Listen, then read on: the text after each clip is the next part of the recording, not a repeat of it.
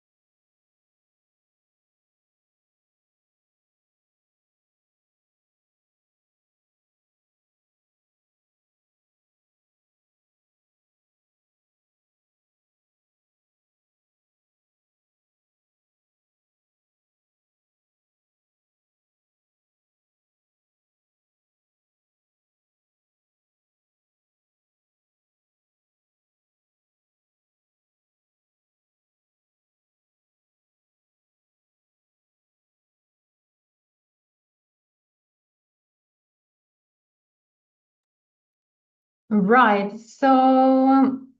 We will be starting. More people will be joining us, hopefully. But yeah, in order to be on time, we'll just go ahead now. So thanks a lot. Thanks to all for joining us today for the BIC Africa Fostering University Enterprise, a UK Africa knowledge exchange on incubation and innovation session. So today is the last one of our 4 sessions. We've had 3 in the past 3 days, and today is the final 4th one. Just to quickly introduce myself, my name is Christina Dax. I'm the project manager of BIC Africa, and I'm representing the organization EBN. And I'm here with my colleague David Dagnu, who's the communication officer of BIC Africa. So to run you through today's agenda, so we have the University of Warwick Science Park today with us. And with that, I would like to really thank Dirk Schaefer, who's the SME engagement lead from University of Warwick Science Park, to have accepted this invitation, and to his whole team who's today with us. So thank you very much. Dirk, Mark, Victoria, thank you for being here today and for running this session with us. So we will be starting with a quick introduction of BIC Africa and the online capacity building sessions, after which we'll have an introduction and an overview of the University of Warwick Science Park, followed by really kind of a deep dive and zoom into the business and innovation support and the incubation services that the Science Park provides.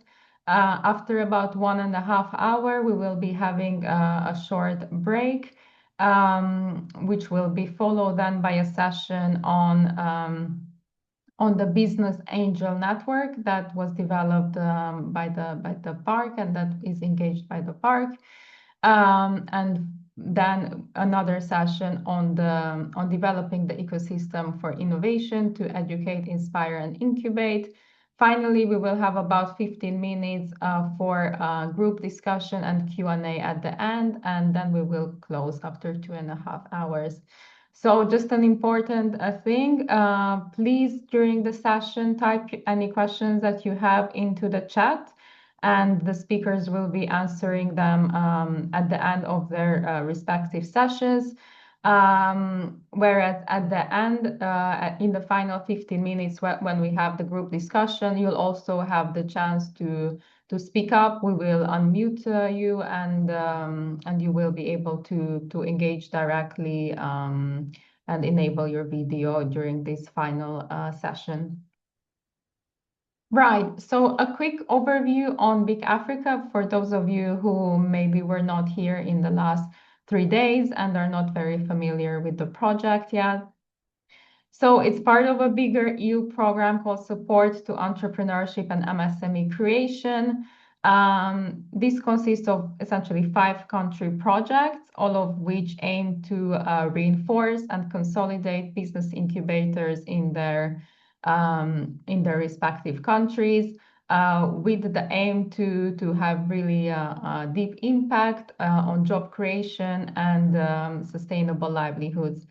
So these five countries are Angola, Comoros, Ethiopia, Madagascar, and Somalia. And in each country, there is a different implementing partner who's in charge of the project. So as you can see, in three of them, it is UNIDO. In Ethiopia, it is SACWA, a consultancy company. And in Angola, it's IFC, which is part of the World Bank. So BIC Africa is a sixth project that interconnects these five projects and aims to build synergies between them. It is also considered as a regional network, and it provides additional capacity building and other type of services that really complement the service offer of the country projects. This is a bit the vision and the mission of the project. So it's to support business incubation, build innovation bridges, and foster inclusive, decent job creation via partnerships between the African and the European continent. Who are our beneficiaries? We work directly with business incubators, but for the benefit of the entrepreneurs, SMEs, and startups, who in this way can of course benefit from the improved service offer that the business incubator have. So along the way, we also work with a number of other stakeholders, such as the EU delegations in the countries, policymakers, business angels, universities. And again, in a nutshell, what are the services that BIC Africa offers to incubators? So first of all, capacity building and skill development. We have had national and African boot camps where we involved the beneficiaries of the five projects. And we've also had various virtual training sessions where we engage experts, business incubation experts from Europe and beyond, who share really best practices in the field. So today's session can also be considered broadly as part of this skill development service offer. Secondly, we also make better connection. So we've had dedicated programs called soft landing and staff exchange programs, whereby we facilitated about 1 week's program where African incubator managers could be hosted by European incubators. And this way, we really foster collaboration between them, best practice exchange, and the idea is, for them to learn from each other and to better understand a completely different ecosystem from their own. We've also been doing quality assessment activities. So here the aim is to be able to benchmark the incubators and to also enable them to understand what are their strengths and what are the possible areas of improvement. And we've also had various other services, amongst which, for instance, we've connected entrepreneurs from Africa with successful entrepreneurs from the diaspora of their countries, based in Europe, based in the USA, and other parts of the world. And with this, we aim to create possibly a mentoring relationship, or just generally connecting them and seeing how they can possibly collaborate together. And just a little bit about this specific series on the UK Africa Knowledge Exchange. So, as said, the target audience is business incubator managers and also staff from our 5 target countries. But for this edition, we also opened it up to other business incubators from other sub-Saharan African countries, as we wanted as many people as possible to really benefit from it. This is a series of 4 sessions, as previously mentioned, where with the experts you are able to explore different models, tools, and practices in business incubation. So there are majorly four themes. So the first one explores really how universities can position themselves as leaders of innovation and also ecosystem leaders. The second theme is how university incubators really support and nurture student enterprises and spin-offs. Thirdly, it's to better understand the different relationships that the university incubators build with investors, how they help startups and scale-ups grow, and how they also help them to access finance. And finally, it's about also exploring various incubation and acceleration models, understanding the business models of the UK business incubators, and also the different revenue streams and how they are self-sustainable, and also to help the African incubators think what can be applied to their own ecosystem, to their own cases from the learnings that are gathered here during the sessions. So, as said, this is the fourth session. We already had one with University of East London, then with St. John's Innovation Centre representing University of Cambridge. Yesterday, we had a session with Coventry University, and this is the final one today. After the session, you will receive all the slides, so do not worry about that. And we will also share the recording of the session with you. Yes. So before I hand over to our next speaker, who will be Mark Talk, and he's the COO of the University of Warwick Science Park, I'd just like to ask you where you are joining from today. And if you could also please just type in the chat your organization and the role you have within your organization, just so that we have a better understanding who joined us in the room today. Thank you very much for typing this in the chat. We'll just wait a few minutes to see your answers. So we have Daniel Dendir from Ethiopia. Welcome, Daniel. He is one of the beneficiaries of the BIC Ethiopia project. Nenana from Madagascar. Welcome. Maxwell from Hapa Space Ghana. Welcome to the session, Maxwell. Mudenda from Zambia. Igor from Benin, welcome. Aliyu from the Federal University of Technology from Nigeria, welcome to the session, Aliyu. Nana from Thrive Nest Ghana. Great, Vincent from Hapa Space Ghana. Jean-Joël from France. All right, so as in the previous days, we see that we have quite a good mix between some innovation hubs from the 5 countries that we target, but also beyond, really, from Ghana, from Nigeria, from Benin, University of Lagos, Nigeria. Great.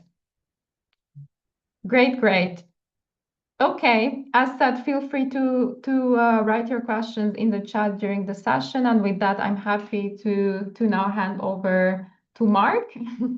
Mark, please feel free to share your screen, and thanks again for being here.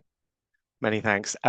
So hello, everybody. I'm Mark. As has been said, I am the Chief Operating Officer both of the University of Warwick Science Park and also of the University of Warwick's Innovation Campus in Stratford-upon-Avon. It's really my pleasure today to welcome you to this session. I'm sure you've had an excellent experience so far, which I'm also confident my team can top by adding further value to that experience. So welcome particularly to colleagues from across Africa. I will now share my screen, and if you bear with me, we are not necessarily using this particular, we usually use Teams, so I'm hoping that you will in a minute see my slides. There we go. Thank you. So there we go. So University of Warwick Science Park, just for a bit of history, is one of the longest established science parks in the UK.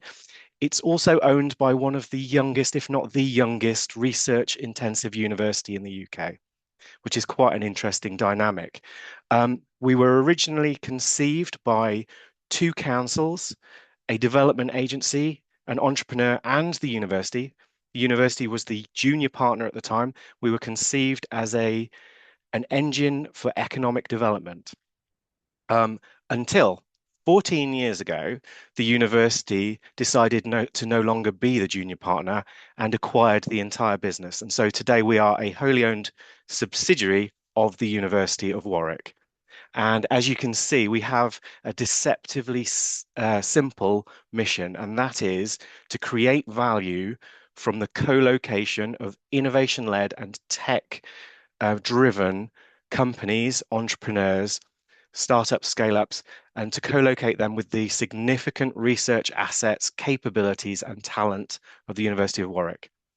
So what does that mean in terms of value? Really, it means we have an absolute commercial imperative. We must deliver real profit to the university after covering all of our costs. So we are an income generating part of the University of Warwick Group. Um, and also, as a very pleasant side effect of that, we should be able to support all of the university's place-based innovation activities. So that means helping to generate impactful collaborations that lead to new collaborative research income for the university, which also creates student opportunities, whether that's projects, work experience, or even ultimate employment. And of course, one of our major objectives is to support businesses to grow within our region to generate an economic impact.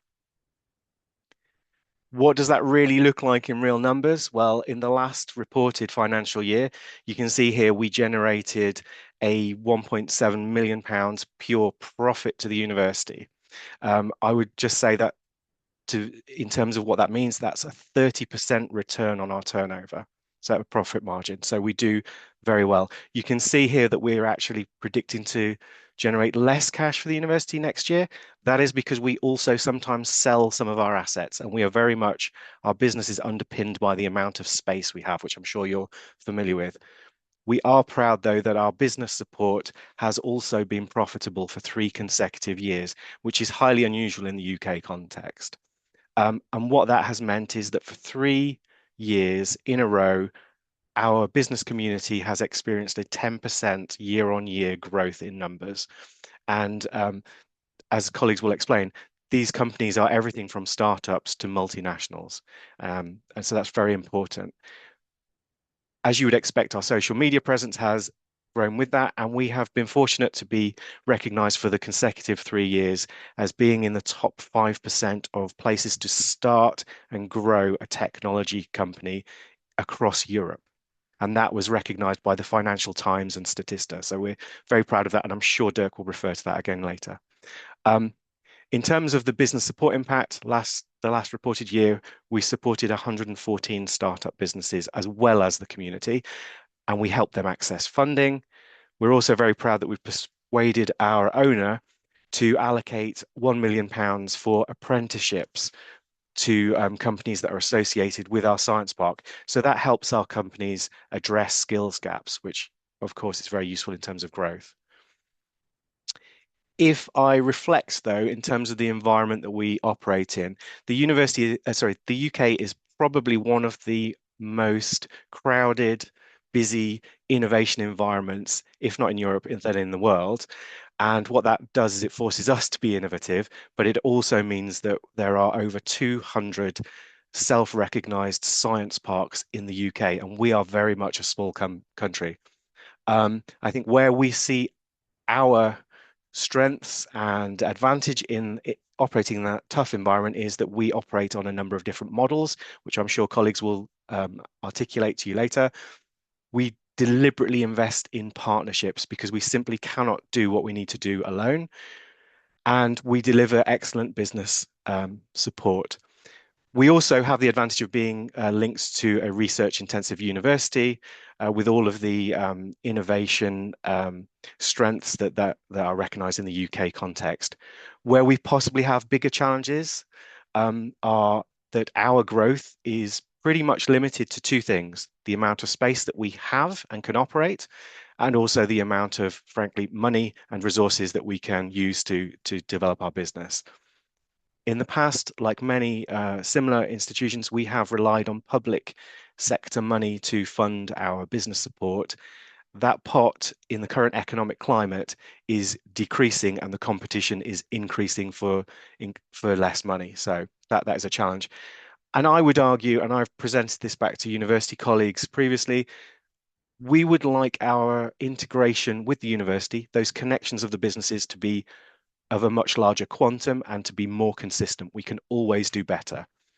Um, Colleagues will, I'm sure Victoria will explain that we have some opportunities coming up. We are unusually and against the tide in the UK, investing in refurbishing and creating new innovation space, particularly outside of what we call the Golden Triangle between Oxford, Cambridge, and London, which are recognised internationally. I think one of the strengths of the UK is that there is significant innovation expertise and incubation expertise outside of that space.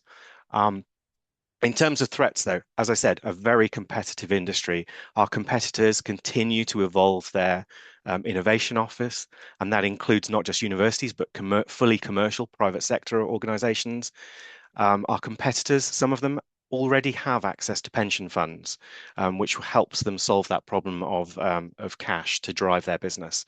And of course, I've said there is increasing competition, and I'm pretty sure everybody on the call will be aware of the general challenges that we are all surfing in terms of the global economic environment and uncertainty that is out there at the moment. But it's not all doom and gloom. So we have a very clear, deliberate mission and vision to grow. So as I said, we've grown from 125 resident companies to 165 in 3 years. Our aim by 2030, and I believe we are on track to do this, will be to have over 300 resident companies with us.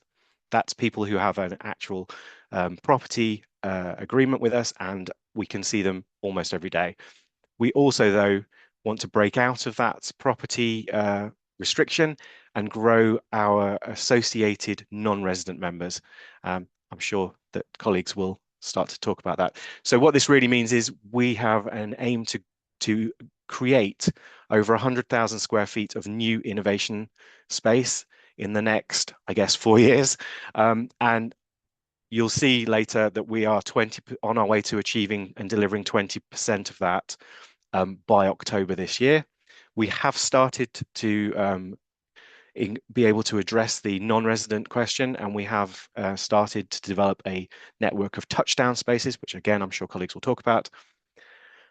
And of course, I've already hinted that we're moving our previously public sector funded business support into commercial and semi-commercial operations.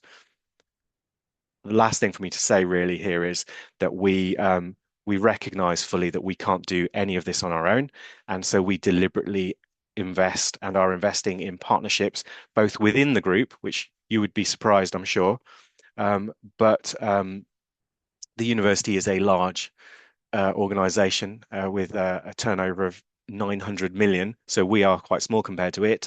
So we're investing in those partnerships, but also continuing to invest in the local authority, the council relationships, and wider regional relationships. So I think I've probably said way too much, because I think Dirk might have just stifled a small yawn. But what I really wanted to finish with is I'm going to hand over to Victoria shortly and to Dirk. I really do hope you have an excellent experience through the rest of the session, and I would invite you to continue engaging with us beyond the session. And of course, we have an open door policy, and you are more than welcome, should the opportunity to present itself, to visit with us at any time. So I will end my slideshow there and say thank you very much. Thank you very much, Mark. I shall just share my slides. 1 second. There we go. Can everyone see that? Yes, perfect. Thank you so much. So really, really nice to meet you all. My name is Victoria Lynch. I'm the head of commercial at University of Warwick Science Park. I've been with the Science Park for the past 4 years. Originally spent a couple of years as an innovation centre manager, and then most recently as head of commercial. So what is UWSP? So we are a growing innovation community with entrepreneurial heritage. We've got some really interesting companies based with us, from future sustainable mobility to AI cancer diagnosis, and from smart car control systems to forensic science. So for those of you who may not be familiar with the West Midlands, the UK and Coventry, I've just added a map here to show where we are located, and that is within the backbone of a Warwick Innovation Corridor, stretching across Coventry and Warwickshire. And we're a hub and spoke model at 5 different sites across that area. So we have 4 innovation centres, which you can see here. So the Venture Centre, which is where I am sat today, that's our kind of head office, which is adjacent to the University of Warwick. The Business Innovation Centre in Binley, Warwick Innovation Centre in Warwick, and Blythe Valley Innovation Centre in Solihull. They're all within about 30 minutes of each other. And as Mark mentioned, we also have Wellesbourne, also known as University of Warwick Stratford Innovation Campus too. So just going through a bit more details about those centres. So they're all, the innovation centre, sorry, so they're all around 24,000 square foot of commercial space, apart from Warwick Innovation Centre, which was expanded around 10 years ago, which is around 10,000 square feet bigger. The units stretch from around 250 square foot, which we class as like a 2 to 3 person office, up to 2,000 and more. They're all configurable, so tenants can expand as they need to, which is really positive. And the units come as office space, but subject to obviously landlord agreement, they can be altered to lab or workshop space. At our main site, so adjacent to the Venture Centre, we also have scale space, which is what I look after. So they are the bigger buildings. I've got a map later, which I can show you, with units stretching from 1,000 square foot in a shared building up to a 24,000 square foot head office building. And we have some really interesting tenants in those as well, which I'll go through again later. Wellesbourne, so as Mark mentioned, so that is an agritech site comprising of university space and commercial space as well. Just going through kind of the ownership and the models of each centre, because they do differ. The Venture Centre is owned by University of Warwick. Business Innovation Centre in Binley, that is a joint venture partnership between University of Warwick, a local council, Coventry City Council, and a local chamber, Coventry and Warwickshire Chamber of Commerce. Warwick Innovation Centre is owned by, again, University of Warwick and Warwickshire County Council, and Blythe Valley Innovation Centre works on a slightly different model. Essentially, we are contracted to manage the building on behalf of Solihull Council. And then obviously, Wellesbourne is a university site. So unfortunately, you couldn't join us here today, but I do have a video which one of our tenants created of one of our sites, which I thought I'd just quickly show you. Hopefully that is working, and we've got some funky music in the background as well. So this is the Business Innovation Centre in Binley, which is around 15 minutes from our main site. So welcoming reception area. Apologies, I am in this video because this was when I was a centre manager. So as mentioned, yeah, one of our tenants created this for us as a promotional video. So that's an example of one of our units, quite a standard size. This is one of our lovely tenants. Obviously, one of the benefits is that we have support for startup and growing businesses. We have a full-time reception team who manage the site. We've got EV charging in the car park.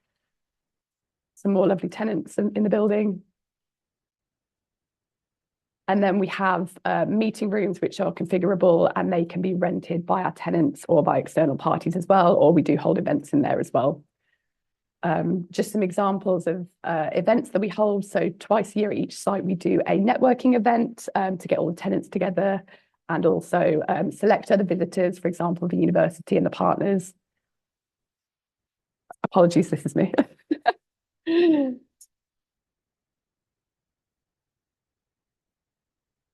There we go. So that was just to show you kind of what one of the sites looked like without obviously being able to visit today. So we're a community of 160 plus tech businesses. everything from startup to multinationals. We tend to get clusters at each site, which is really interesting. So, for example, at Warwick Innovation Centre, we have quite a lot of automotive companies, which is likely due to the proximity to Jaguar Land Rover's Gaydon site, which is around 10 to 15 minutes away. In the Venture Centre, we get a lot of life sciences and labs. Again, probably the proximity to the university. And the other sites are a mix, Blythe Valley and Binley. We have quite a few professional services. Binley's got a couple of pharmaceutical. So yeah, some very interesting companies there. And then this is kind of our University of Warwick Science Park main site, including some of the scale space buildings as well. So you can see this is the Venture Centre down here, bottom right, which is the Innovation Centre. And then we have the scale space buildings around us. Some of the buildings you see are university occupied, and some of them are on long leases as well. So yeah, real mix there, but really interesting. And positively, we are 96% occupied throughout the scale space buildings. So I've only got one 4,000 square foot office space left, which is really positive. So one of the massive benefits of locating with us is the fact that you're co-located with a world-leading Russell Group university, which is the University of Warwick. We do have a colleague from the university, Emma, from Warwick Innovation District, who's going to speak a bit more detail about this later. But obviously, some of the things which our tenants and wider community can collaborate on would be incubation and acceleration programs, strategic consultancy and planning, the hiring of scientific manufacturing sports equipment, hosting a corporate event at Warwick conferences, and we have training venues. You can train and educate your staff at the University of Warwick. You can commission research, and you can hire and recruit graduates, temporary staff, or an internship. And that's something which we're very passionate about. And we work very closely with the student opportunity team at the university to make sure we're providing as many opportunities as possible. And this is just some photos of the University of Warwick. So it's a wonderful campus. They've got some fantastic facilities. Our tenants can obviously access them. We've got Warwick Sport, Warwick Arts, and Warwick Conferences as well, to name just a few. So I'm not going to talk about the second arm to the business, which is obviously business support, in too much detail, because I'll be handing over to Dirk and colleagues later to talk more about that. But we do have an amazing business support team, which is a really important part about what we do. There are three kind of main sections to that, which are Business Ready, Ignite, and Minerva. Again, I'm not going to go into any further detail because you will hear more about that later. And then another important part about what we do, which again, Dirk will speak through, is our Ignite Alumni Network and obviously our Minerva network as well. So just starting to look at the kind of impact we have. So I'm going to go through a couple of case studies. So this is James Cousins. He is an amazing young entrepreneur. He started his business in 2017. He was only 16 at the time, and he started as a YouTuber. And then in 2020, he took his first commercial office space. He took a small unit at our Business Innovation Centre in Binley. He didn't qualify for Ignite, but we did support him. And he pivoted his business. So he's now no longer just a YouTuber. They do lots of different things, like they build and sell PCs. They provide online reviews as well, written reviews, and they do filming, hence the video which I showed you earlier, which was created by this company. So in 2023, James and the team expanded to take on an Amazon-funded studio. In 2024, he reached the milestone of 200,000 subscribers on YouTube. In 2024, he was going to exit, but he actually ended up staying, and he expanded with us as well, which was really positive. So they're now in 1,300 square feet. I think they've got around 11 employees now. So eventually James will outgrow us, which will be a massive, we'll see that as a massive positive because he's doing so well. And he really does take advantage of all the opportunities which we provide. He comes to all the events, which is fantastic. Now, the second case study I'm going to go through is Mosier.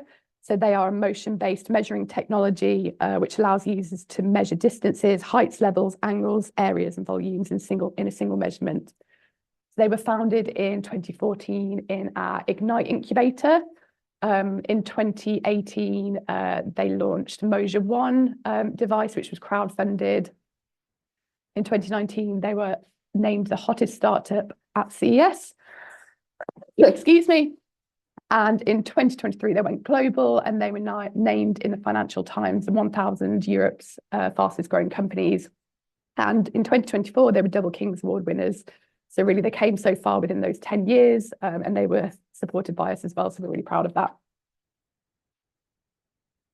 So I've gone through some specific examples of impact, but we're very proud of our overall impact as well. So this is our 2023-24 financial year impact report.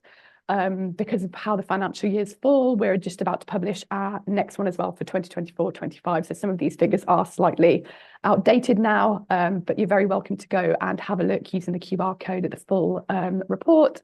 And obviously the next one will be published within the next month or so.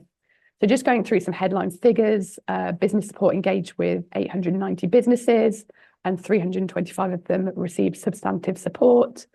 We had 109 events with over 6,000 attendees, and we supported 242 students through our workshops, and we supported 4 student spin-outs, raised over £11 million in funding with our tenants.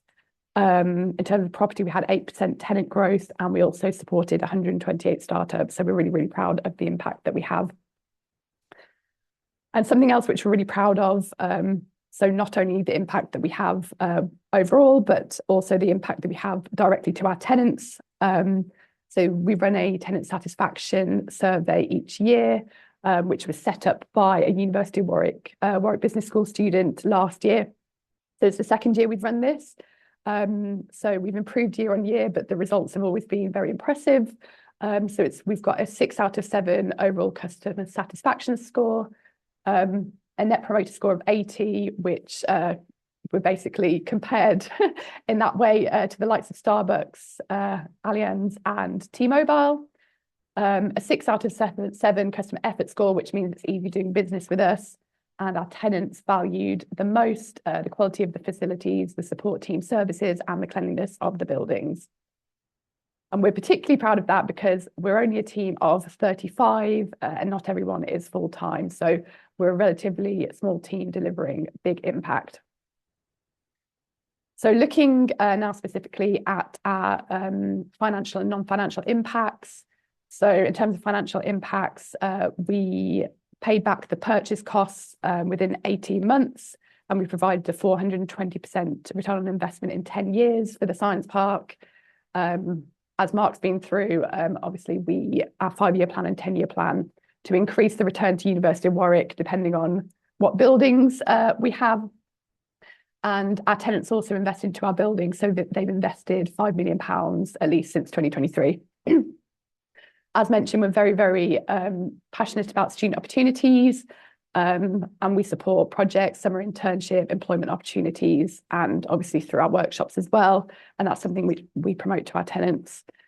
And just in terms of reputational impact, so we're home to obviously King's Award winners and Financial Times 1000 fastest growing companies. We were named as the top 4% startup hubs in Europe by the Financial Times and Statista, where that's about to be for a 3rd year in a row as well, which we're really proud of. We're obviously EU BIC accredited, which we're very, very proud of. We have a high occupancy of all of our lettable space, and then obviously our customer satisfaction scores as well. So looking forward then to our 2030 strategy. So as Mark mentioned, we want to grow our active community. So we want to reach 300 resident businesses and over 100 non-resident businesses as well, which would be business lounge members, which I'll come on to in a minute, and our Ignite alumni. Obviously, we want to provide inspiring spaces for collaboration, community and connectedness. So reimagining what we've already got in terms of stock on our main campus and increasing the number of connected UWSP hubs. And then really expanding on our already fantastic business support team to de-risk business growth essentially and maximising our collaboration with the University of Warwick. And we are always actively seeking partnership to achieve this. So just thought I'd go a bit more into detail apologies, on our business lounge. So this has been an important part of our strategy. So we launched the business lounge at just under a year ago. Just under a year ago now. And we launched the first one at the Venture Centre on our main campus, and we plan to expand it to our other sites in the coming years. So you can see some pictures over here, and essentially it's a non-resident membership model.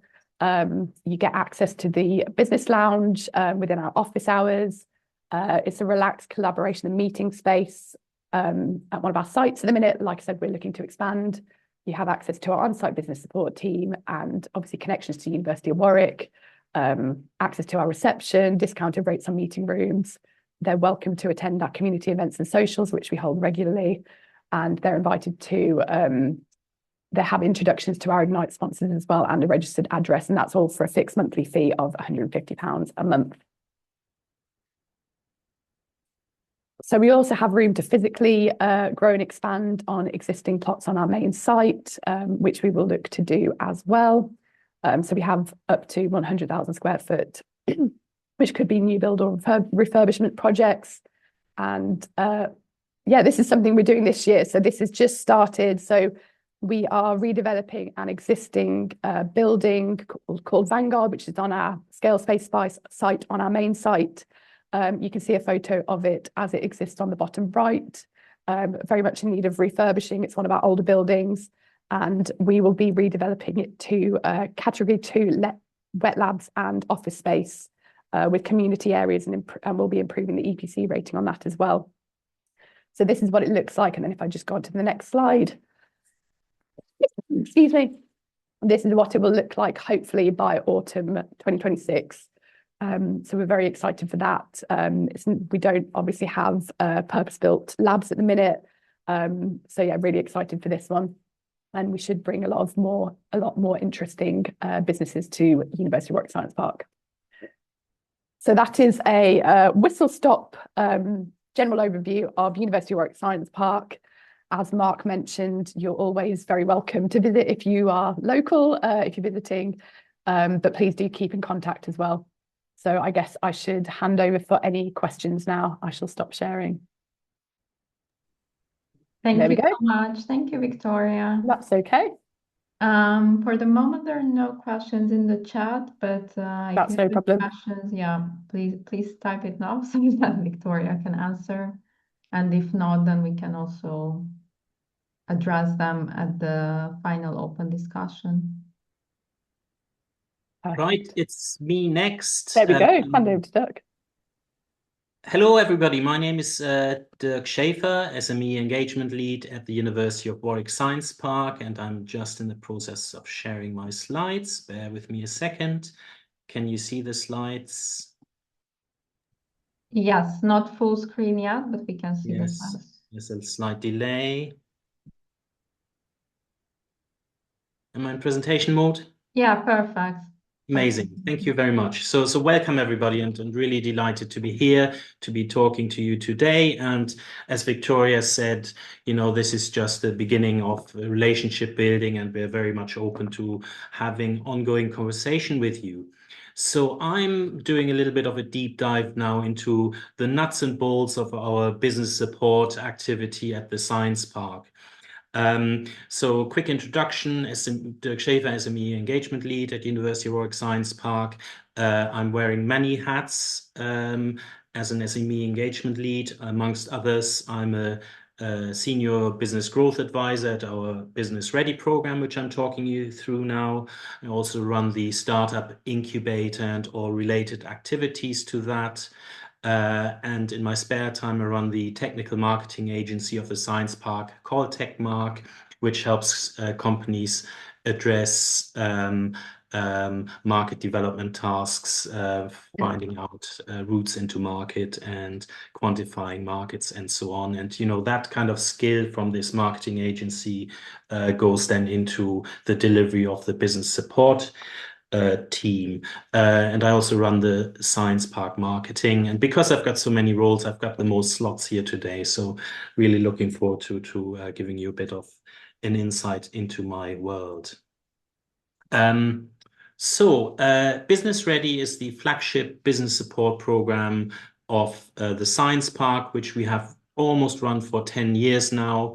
Initially, it was European funded, and in the last few years, it's been UK government funded, and we're currently looking at getting an extension into place for that program. Back when we conceived the program, there was a distinct failure in the market of the support services that were provided in the region here and in the UK overall. So there was quite a lot of generic support for businesses like chambers of commerce, business links, and so on.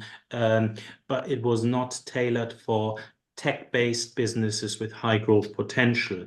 And out of this need, the Business Ready program was conceived. And the way we deliver the program is we provide specialists and also bespoke support. So we're not sitting our companies into a classroom to teach them how to run a business, but we give them primarily one-to-one support and giving them tailored input into their specific situation. We provide this service in a mentoring capacity, which means most of what we do is delivered in meetings. And what we do in meetings is we impart our knowledge to the clients. Every of our advisors will have worked with hundreds of companies in the past, so there's nothing that they haven't seen yet. If one of our advisors is not the right person for the company to support, then we pass them on to another advisor that is more suitable. And it is very important to really give specific and specialist input to a company, because otherwise they will deselect themselves from the program. We're also quite clear about that when we sign up clients, there's no commitment for them to spend any time on it at specific times. So we are delivering the support to match with their priorities and availabilities. What happens quite a lot when we sign a company up to our support ecosystem, there's a lot of engagement at the very beginning. Then we're looking at helping them overcome a certain challenge or helping them grasp a certain opportunity. Then, so they will go away and then work on what we told them to do. And then we might not have much contact over the next 3 months until something else happens. So it is a sort of start, stop, on-demand service that's available, and it's designed to be long-term and intensive support when needed. And that sets us apart from many other programs that have 6-hour targets to complete time with companies, or 12-hour targets to complete time with companies. We can spend a lot more time with the companies that we work with, because starting and growing a tech-based business doesn't happen from one day to the other. This service is fully funded, so it links in with the property activity insofar as companies we work with, they start, getting familiar with us. We tend to have meetings in our innovation centers, and out of that, we sort of create leads for the property activity of companies that we help to grow, that now need a bigger space and become a tenant in the science park, or helping a tenant grow and then they need more space. And this is what the science park loves.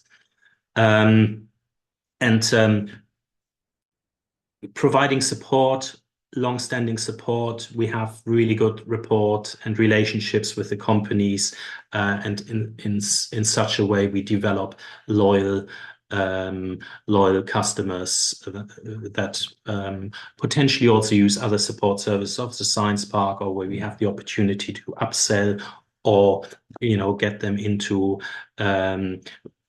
turning them into resident members. So we have delivered this program over 6 phases so far. The 6th phase is close to an end, and we're about to restart in phase 7 of the program.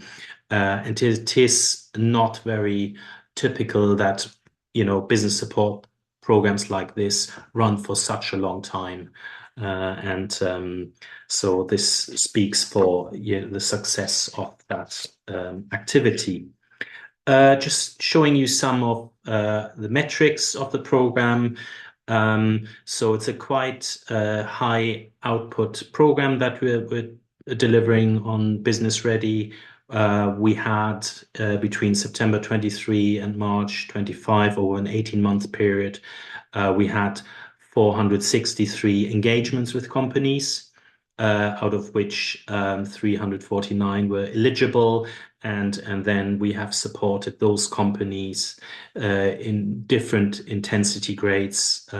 So some companies were supported more than others. And you see the split here on the screen of how that panned out. And our last 9 months of delivery, we had 282 engagements with companies. And then you see the kind of times we spent with those different companies. Now, because this program is UK government funded, we have, so we have many more metrics that we need to satisfy to prove the worthiness of the program. So one of the main ones is jobs created and jobs safeguarded. We also have a target to create new enterprises, which is obviously supported by our incubator, which I'm going to talk to you about later. What is very important is companies adopting new or improved products or services and how we help them with that. Then adopting new technologies or processes is very important. In the competitive landscape that we have got around us, you cannot stand still. You need to keep improving. So we help businesses with that. Productivity is very important. The UK is not in the top of countries for productivity or outputs of their businesses. So UK government puts a big focus on that, and we support that activity. And then last but not least, the number of new products that we help companies bring to market. And, that's our innovation agenda. There are other metrics which are equally important. Through our activity, we help companies raise finance, and we're looking at the whole spectrum of raising finance, anything from grant funding, equity funding, including our Minerva Business Angel Network, which you will hear about later, as well as debt funding.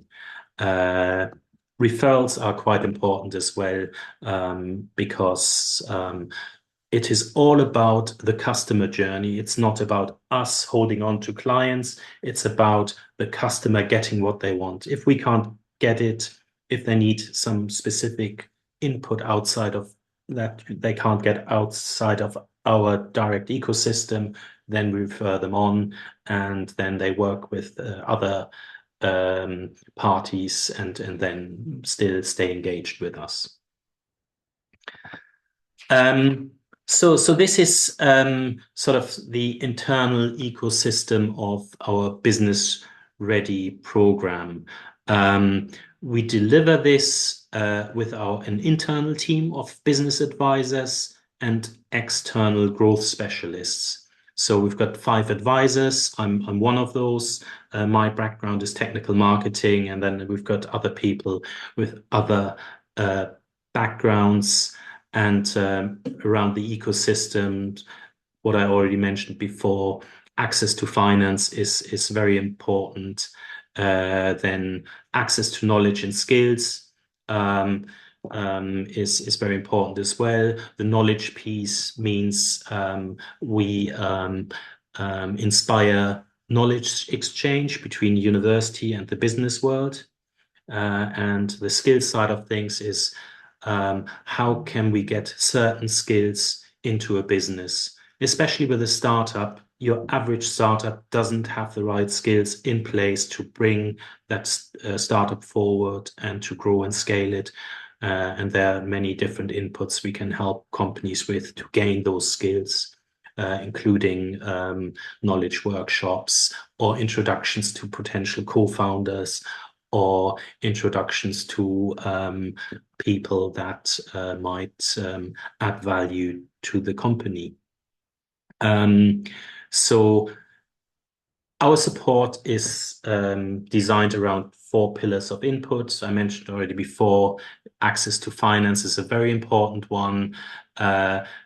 Every tech-based startup and scale-up will raise funding many different times along their journey. So we need to have a very good handle on helping companies raise equity funding or debt funding, as well as grant funding. And we are delivering a grant program for our local council, which is Warwickshire County Council, where we evaluate applications for a small capital grant, which helps companies invest in capital items to buy a certain machine or to refurbish their facilities to start a new activity. Access to markets is as well very important. Without a handle on the market that you're looking to address, you will not be able to raise finance. So it is all linked together, skills and knowledge as well.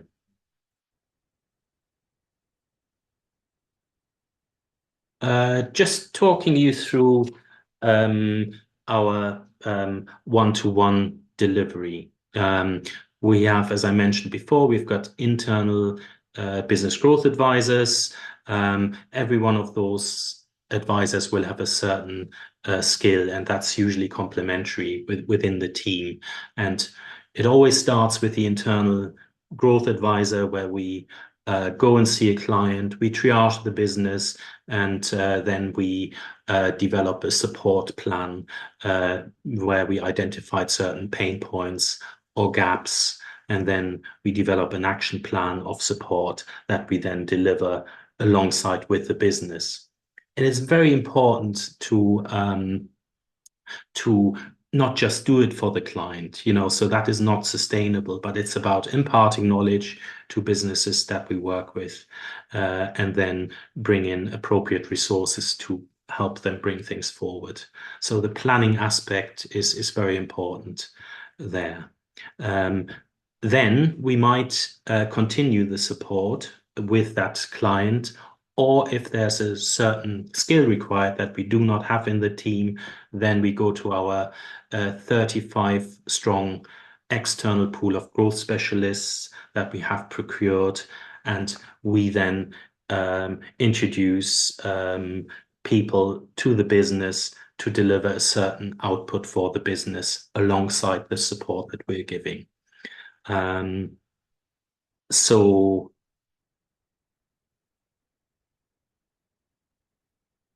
then how do we deliver that? I talked you through the one-to-one delivery. That's our face-to-face delivery, where we sit down with the client and address certain challenges with them. And typically after the meeting, we give them homework to do. We have a little bit of homework as well, and then we meet again and look at the progress that was made and then go from there.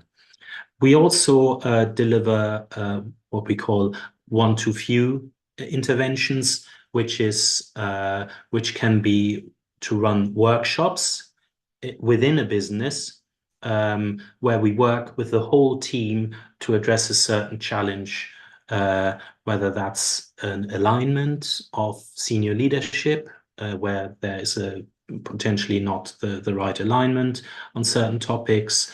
It could be any kind of topic. It could be, working with a marketing team to help them identify opportunities and so on. And then finally, we also deliver one-to-many workshops, which are knowledge workshops. We run about 10 workshops a quarter on different topics, and those topics are defined by the typical challenges that our companies face. And so this is a very good top-up of knowledge that we imparted in one-to-one or one-to-few settings. So very important, the most important aspect to our delivery is help companies access to finance.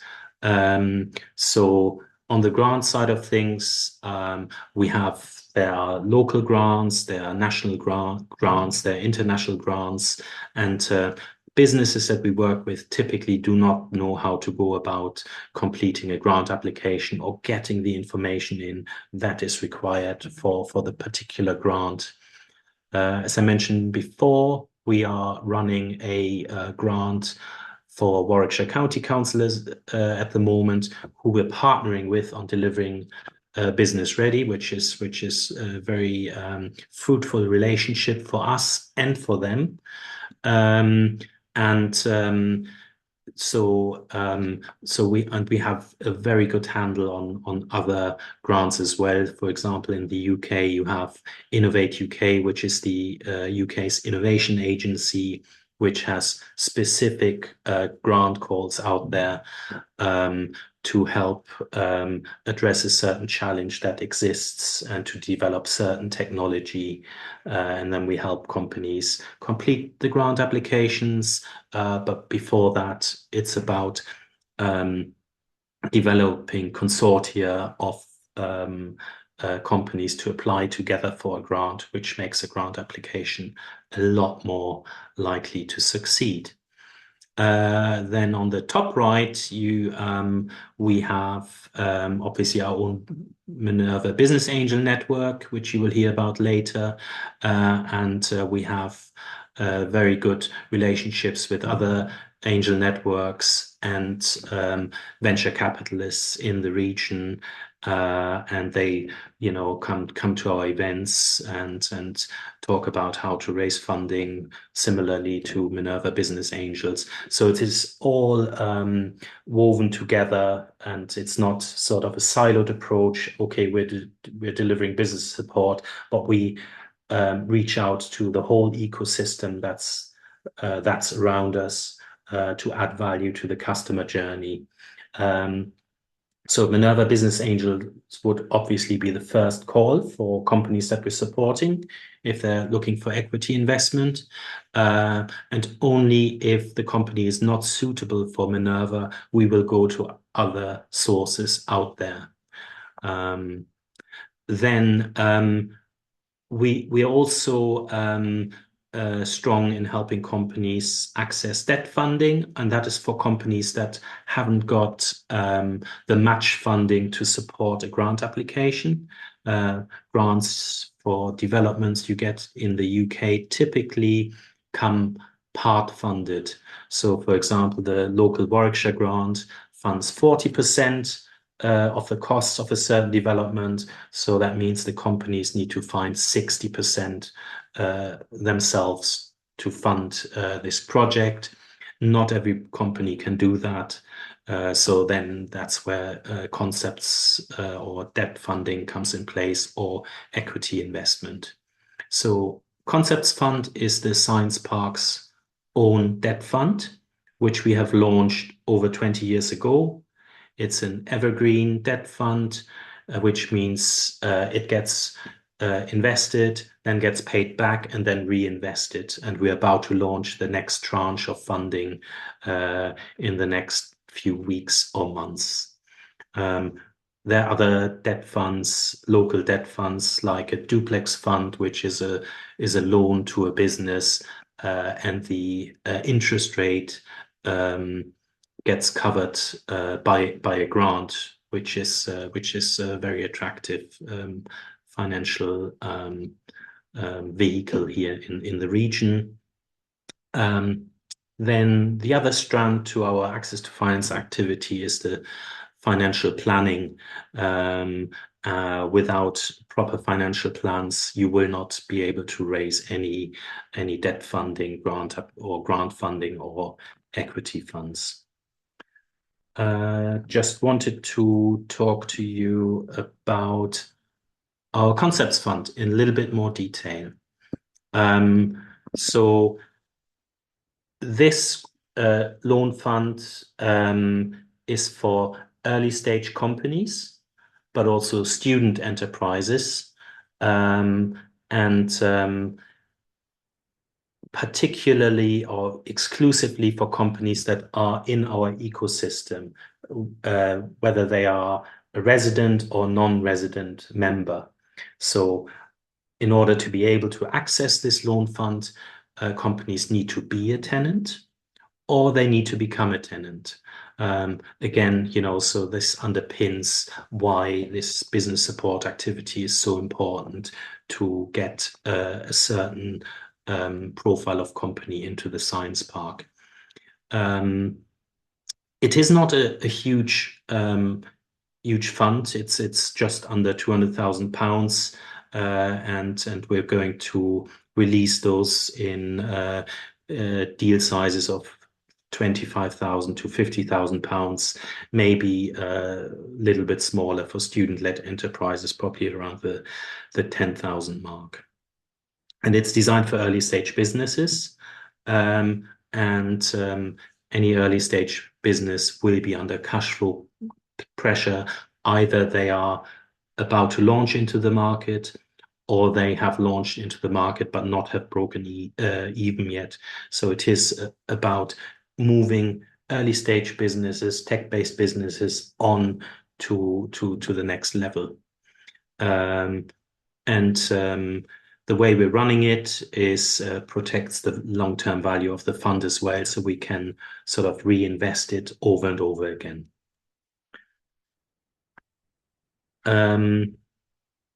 Then just some metrics of the fund. So the loan terms are, it is an unsecured loan, so that is very attractive for businesses. And what is also different about this fund is that companies do not need to repay anything during the term. Let's say we set the term to 5 years. Then what companies do is they pay us back the loan plus a relatively low interest rate, which we're indexing to the retail price index, to the inflation numbers. So then companies pay back the capital and the accrued interest. And the only thing that companies need to cover is the legal costs of putting the agreement in place. The process for how we work through the applications is there's an application and expression of interest form where we ask companies to submit a pitch deck or business plan, as well as a cash flow forecast. And then, as I said earlier, they must be or become a science park tenant. And that is then reviewed by an evaluation panel, which is partly in-house, and then we invite other organizations in to be on the panel as well. So this is a very good vehicle to get, although a small amount of money, into quite a large number of small companies. So the money keeps coming back. And if the money cannot be repaid, we redeem that in shares into the business. So I think that is that is me now, and I have the next slot as well. So you need to listen to my voice for a bit longer. But do you have any questions? Do you want to have any? Do you have any input? Do you know, how are you running your business support activities? Is it similar? You know, how do you deliver this? So if you've got any questions, we still have a couple of minutes Thank time. you so much, Dirk. Actually, there have been quite a few questions in the chat, so I can read them out to you. And there have been also 2 questions for Victoria and Mark. So perhaps we could start with you, and then I'll get back to Mark and Victoria, if that's okay. Yes, of course. Let me see if they're still here. Yeah. So I can read them out too. Yes, Oh, Martin's here. Yeah. Mark, yeah, I can see you.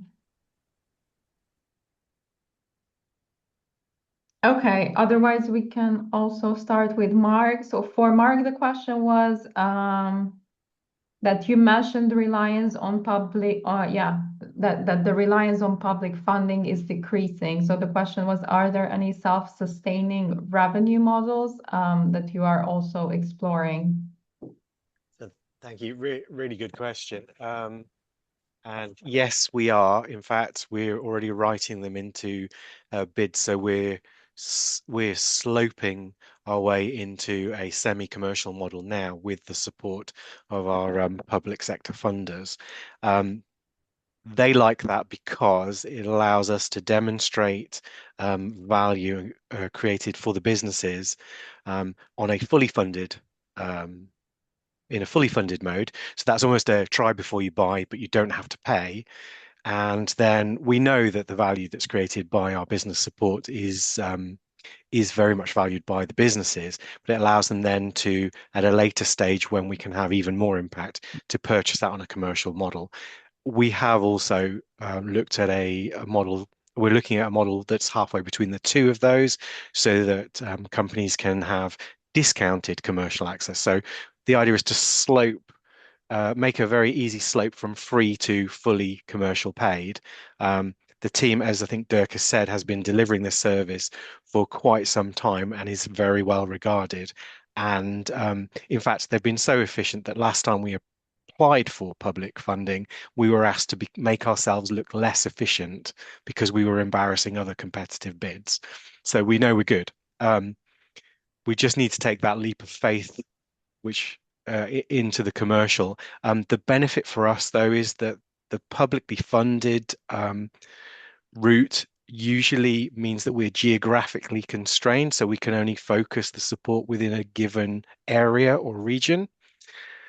So the advantage to us is on commercial model, we can still continue to add extra value to the companies within the region, but we can go literally anywhere to deliver that support, and that is the model that we're pursuing. So yes, we're doing it, and please do keep in touch so we can let you know how we get on.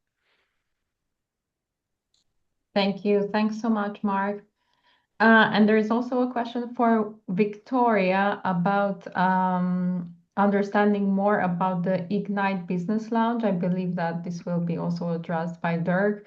But yeah, regarding Yes. how it works and whether there is a monthly meetup where experts provide guidance to entrepreneurs at a fee.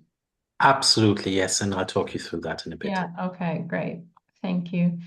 And now, so Dirk, there are quite a few questions regarding your presentation. So the first one was, is there a cap on how many meetings per mentor engagement a business can have access to in the Business Ready program? So how many mentor meetings really? Yeah, so we're not putting a cap on anything, so we can spend as much time. It's really availability of us and the client. That's the limitation, and more the client. So especially at the beginning of an interaction, there's a lot to go through. You need to understand the business fully. You need to do a 360 analysis, and that's not done in one meeting. So there's no limitation, and it usually comes in sprints. So we have a sprint with a company, let's say over a month's time, and then it's more quiet for the next 3 months, and then they come back with some little bits of input in between.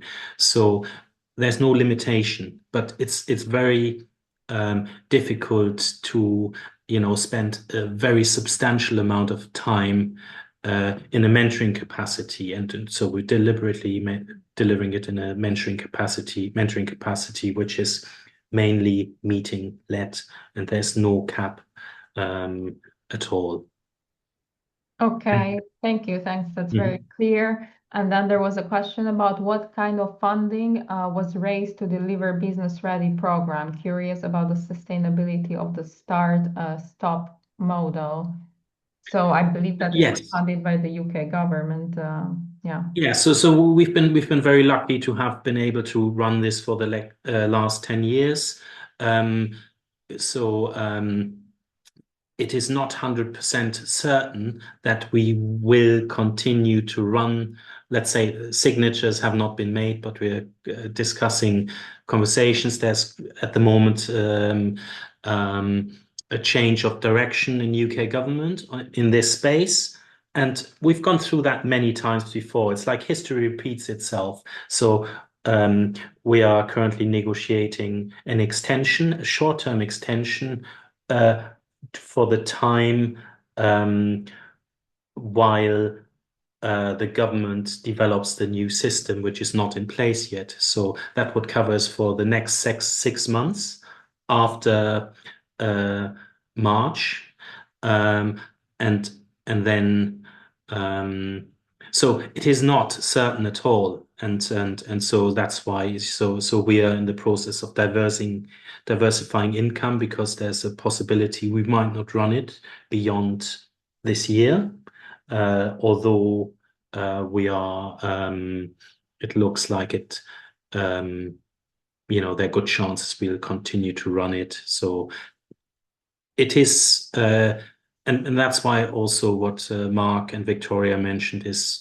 so we're moving to this semi-commercial model where part of it is delivered by fully funded, and another part needs to be funded by the business. And that's how we take it forward. But we're also looking at other areas where we could apply these skills into different programs. So nothing is safe at all. Right. Yeah. Thank you very much. But before it was fully funded by the UK government solely, correct? I mean, yes, indeed. And so because there's less funding, we are assuming that we will get less funding. So we need to make up a funding gap.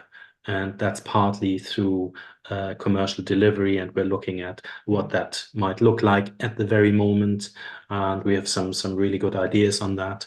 And, it's not the day-to-day mentoring or business support that we will be able to make money with, but it's this specialist input that we're looking at, where we're looking at implementing services. A bit like, our technical marketing agency, TechMark, which is not funded by the government, and that's commercial delivery of market development projects. So that's one strand. And then a few other ideas we're looking at the moment. But it can't be the business support side, because if you get business support somewhere else for free, then why would companies pay for our business support? Yeah, right. But it's an interesting space, and would also be great to hear what it's like where you are, if you have the same pressures or similar pressures, and I guess it might be very similar. Thank you. There's still quite a few questions in the chat. So another one is that outside of needing to be based in Warwick, are there any other eligibility criteria for the Business Ready program? Yes. Oh, thank you for that question, which I've forgotten. Yes. So being based in Warwickshire is one criteria. The other one is companies we support need to be tech-based. They need to have high growth potential. So we are selective, and we want to see sort of the ambition of the business when they join us. Or if we think there's something there and we can help them develop that plan, then we also engage with them and get them to, meet our criteria. And there also needs to be an affinity to be engaged in knowledge exchange with the university, wherever that is possible. So they are sort of our main criteria. So ambition, being tech-based, and knowledge exchange.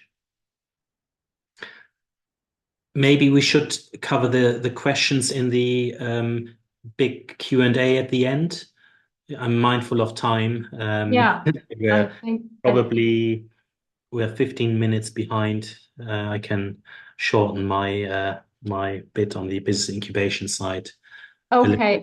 And some Yeah, of the sure. There maybe just before that, sorry, there's just a request from Joanna who've asked quite a few questions in the chat, and she asked if she could speak up. So perhaps David, could you kindly unmute Joanna so that she can clarify her question?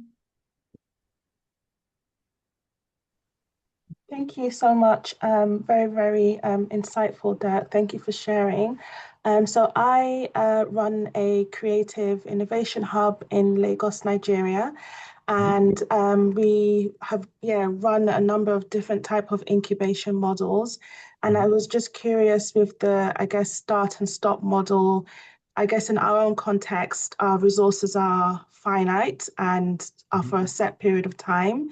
And so while we do have a informal network of mentors to connect businesses to, within a particular program, it's limited in terms of how many hours or how many times you are able to access that resource. So I was just curious from a sustainability, especially as you said, your funding isn't promised forever. How are you able to balance that if it's like they can come at any time and engage with as how many times they want?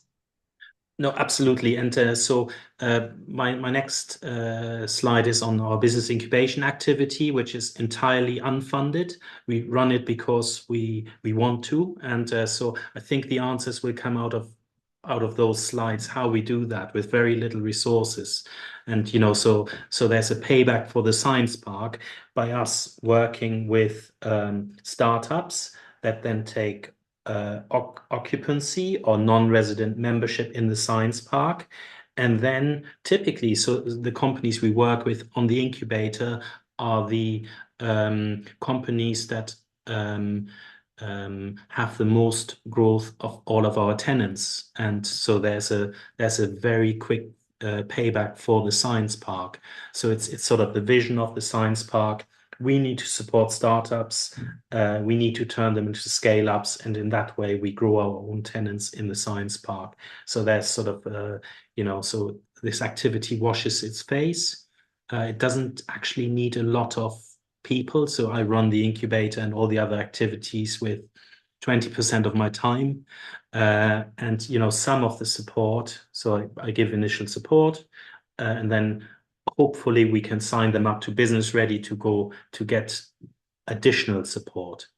Now, if that additional support is not available anymore, then we need to go back to the drawing board and see how we can deliver this kind of service with smaller resources.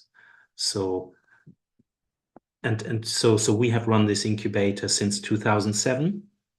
Initially, it was funded, and I'm talking through my slides now. So initially, it was funded by the Regional Development Agency between 2007 and 2016, and then when the funding was removed, we continued to run the incubator without funding, and it's a very low cost delivery, but still high impact.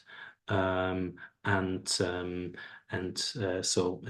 I'll talk you through as well what we've done that brings some income in as well, and then other activities that we started as well with very little resources, but that then get more companies into the incubator and the wider ecosystem of the incubator, and how they then engage with commercial services of the science park. So bear with me with the rest of the answer which are coming in the next slides, I hope. And if not, then there's a Q&A at the end, and we can also talk offline. Yeah, thank you so much, Derek. I just typed in the chat as well that the rest of the questions we'll just address them at the end, because we're a bit late on timing, so I think it's best we go ahead. Thank you so much for taking the time, though. No problem. Great question, anyway, and I think we're all in the same boat. Perfect. So I'll move over to the next slides. So I talk you through how we deliver business incubation at Warwick Science Park and how we have pivoted that in the last few years, and why we have pivoted it, and what it does, and how can we deliver something without funding. So first of all, this is a bit of an overview of the different elements of our business incubator in the science park, and how it creates the impact that it does with very little resources. So we work exclusively with near to market propositions in the incubator. We are a business, we are a commercial entity that's wholly owned by the university, so we can't spend too much time talking to companies that are at the ideation stage. There are mechanisms over at the university called the Warwick Innovation District, which are very happy to engage with enterprises that are earlier in the process than us.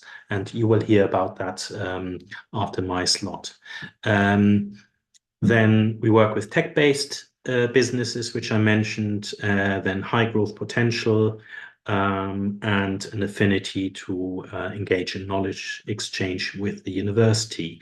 So we are selective, and we have to be selective because we can't support, as many companies, for example, as we support through Business Ready, which is obviously government funded. So one of the elements of the incubator, of the business incubation activity, is our physical incubator, which provides space subsidized by the science park, where we have a 12-month license that we give to companies. And in the first 3 months of that 12-month license, we give companies a 75% subsidy on that space. And then every 3 months, the subsidy decreases. So in the next 3 months, we give them a 50% subsidy, then a 25% subsidy, and in the last 3 months of being in the incubator, they pay close to commercial cost of that office. Then alongside that, companies have access to a startup mentor. That's typically me. And we also run workshops for companies to help them upskill, which typically gets delivered by external companies that want to get in front of our companies. So we don't pay them. They just want to deliver workshops, and we arrange that for them. Now, we also have, not too long ago, 3 years ago, started our Ignite alumni network. Now there's a big opportunity for any incubator to re-engage with companies that you have supported in the past. Typically, you support them, then they leave and you don't hear from them anymore. Maybe you just get in touch saying, oh, let's have a coffee. But so through that alumni network, we have a mechanism how we stay in touch with our companies, and more importantly, to look at how they're developing and sort of the growth that they have experienced, which then informs our impact measurements. And then we have a business lounge, and I've got specific separate slides on that, which is gives space to companies, peer learning, as well as networking opportunities. And this then, these elements lead to creating high growth companies that then a percentage of those turn into commercial tenants, and they will become our alumni. So I tell you in more detail now how we run this. So this, the Ignite Incubator, been running this for 18 years, initially funded and then not funded anymore by any external organization. So we are obviously EU BIC certified, and we are in the list of most impactful startup hubs in Europe, which we're very proud of. We work with 100, 120 ventures a year through that incubator. We have a massive alumni of 700 plus businesses, and many of which are now, scaled businesses with 100 something employees, which is amazing. So we bring them back now. We have a very high scale-up rate of businesses, and last statistics we ran a year ago, companies joining the incubator experienced a 90% survival rate after 5 years. And what is astounding, the survival rate of companies that have been in our incubator since 2007 is at 69%. So we seem to be getting something right, and it's partly the selection, I must admit, but it's sort of the different elements that we give companies access to that help them be more resourceful than they would be otherwise. Need to go through my slides a little bit faster. Apologies for that.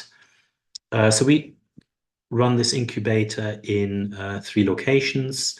And what we do is we help companies start, grow, and scale. We give them support. We feed them into our networking workshops, and as well help them access knowledge from the university.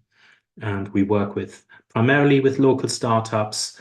We have some student startups and an increasing number of spin-outs from the University of Warwick. We're EU BIC accredited and a leading startup hub in the Financial Times. And, it creates all these beautiful things like companies innovate and create intellectual property.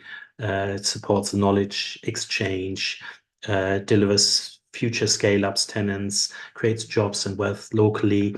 And, so we have to demonstrate this to our funders every day. And, what is this incubator actually creating? And so far, it's been a net gain for the science park. So we had to completely change the incubator after COVID. Before COVID, all we had was the Ignite incubator. We delivered this on a transactional business model, contract in, contract out, support, a bit of workshops, and that was it. And back then, before COVID, every credible company, tech-based company, would actually take an office in an incubator or a commercial office. This has, so an office was a place of daily work for companies. After COVID, it's remote first or hybrid first. So we had to rethink our incubator. So we have pivoted it to, we still have an incubator with slightly less offices, but after COVID, we started the Ignite Alumni Network. We did that deliberately because we wanted to bring the alumni together and then to upsell the Ignite Business Lounge that we were concepting at the time and launching. And so that model worked. And now we have pivoted our business model to a hybrid business model. So we have a membership subscription area. And then we also, through the Ignite Alumni Network, we have attracted sponsors to the Science Park that pay for that activity, that pay for the events that we're putting up, that pay for some of my time. And then on top of that, we have the old transactional model on the Ignite Incubator. So I'm diving a bit deeper now.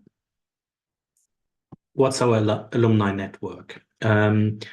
So alumni network meets 3 times a year, and it's about bringing peers together. Now, a lot of peer networks in the region and in the UK have failed because of the companies that joined the networks. Our network is exclusively 100% visited by companies we are supporting and have supported.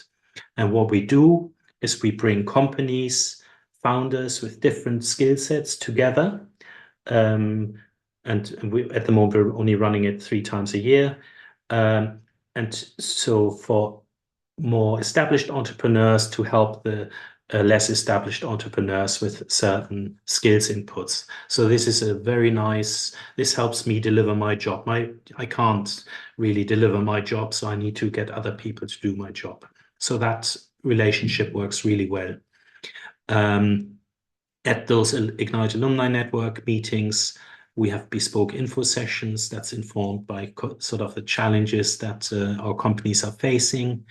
Our next meeting is next week, and we have a venture capitalist there talking about raising venture capital.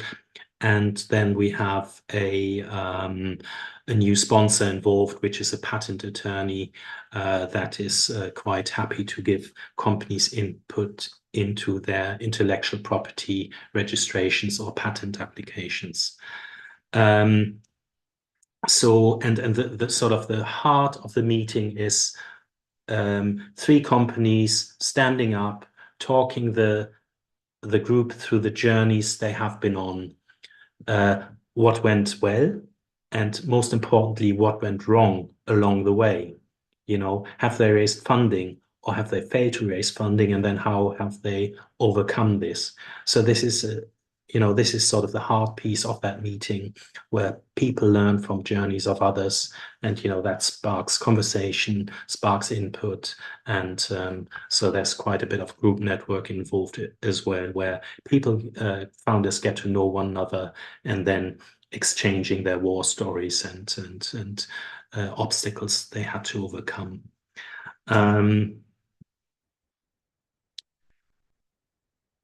Yeah, so the network's all about bringing innovation forward faster than you would be able to on your own. It's about facilitating growth. It's about networking, expanding your network, then inspiring one another. Very important. And it's about thinking bigger. So maybe some companies could be doing something together in the future. They could maybe apply for a grant, innovation grant together. Or, another member might be looking for a supplier that will be within the network. And then it's about education, learning from one another. Why do we do this? First of all, it attracts sponsors. So sponsors want to be involved with a network like that. There has to be a sort of an activity going on apart from, you have the incubator, you have the space, and you give them some support. There need to be events which sponsors do like sponsoring.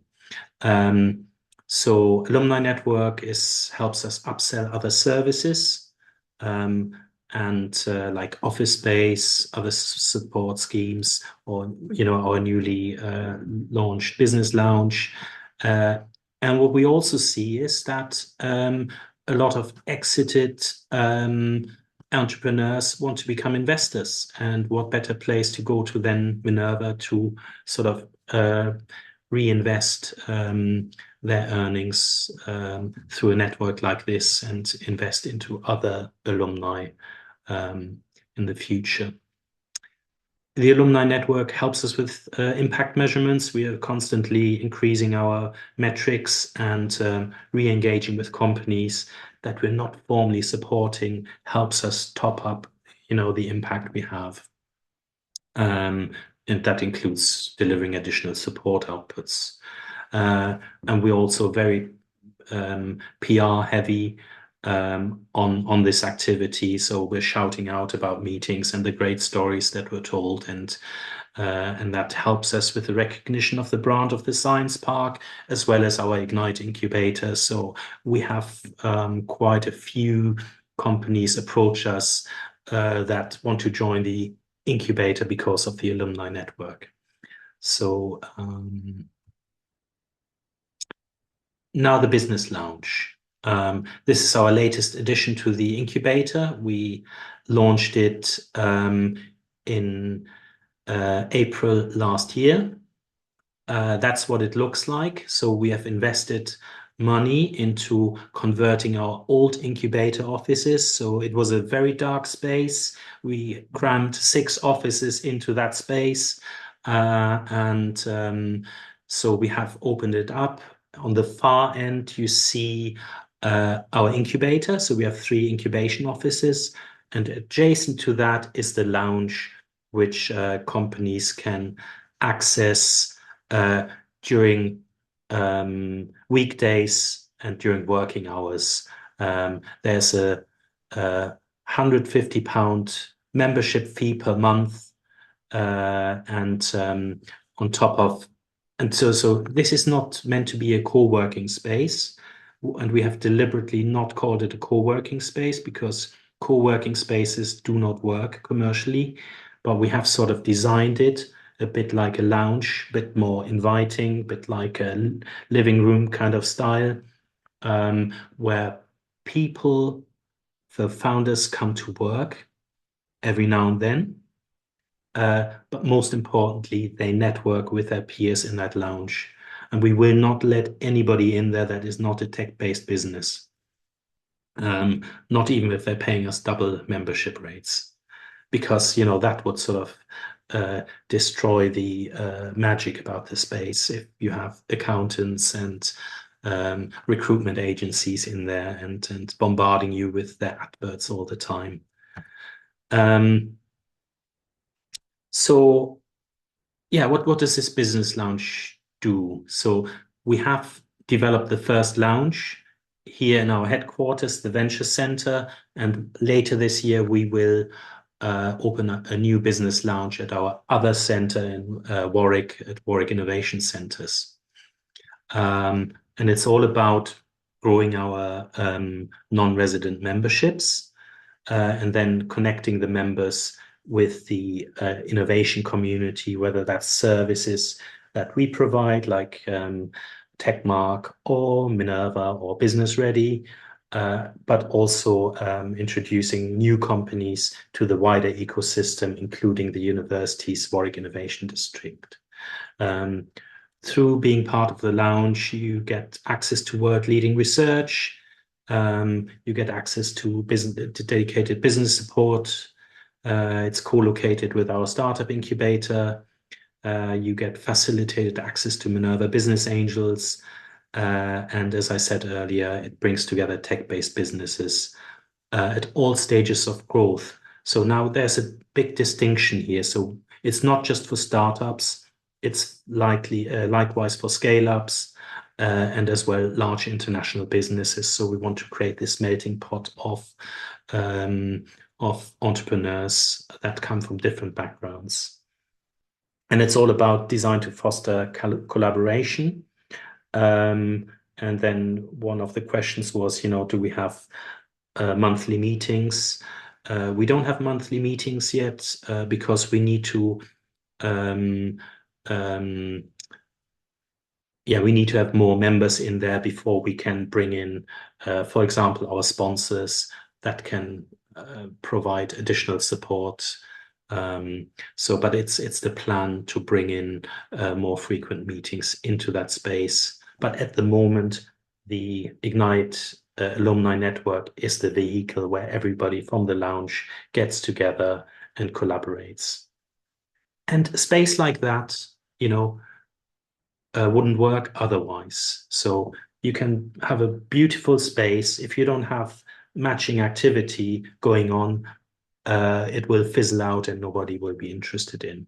So having those 3 elements, incubator, alumni network, and lounge, working together is a recipe for success.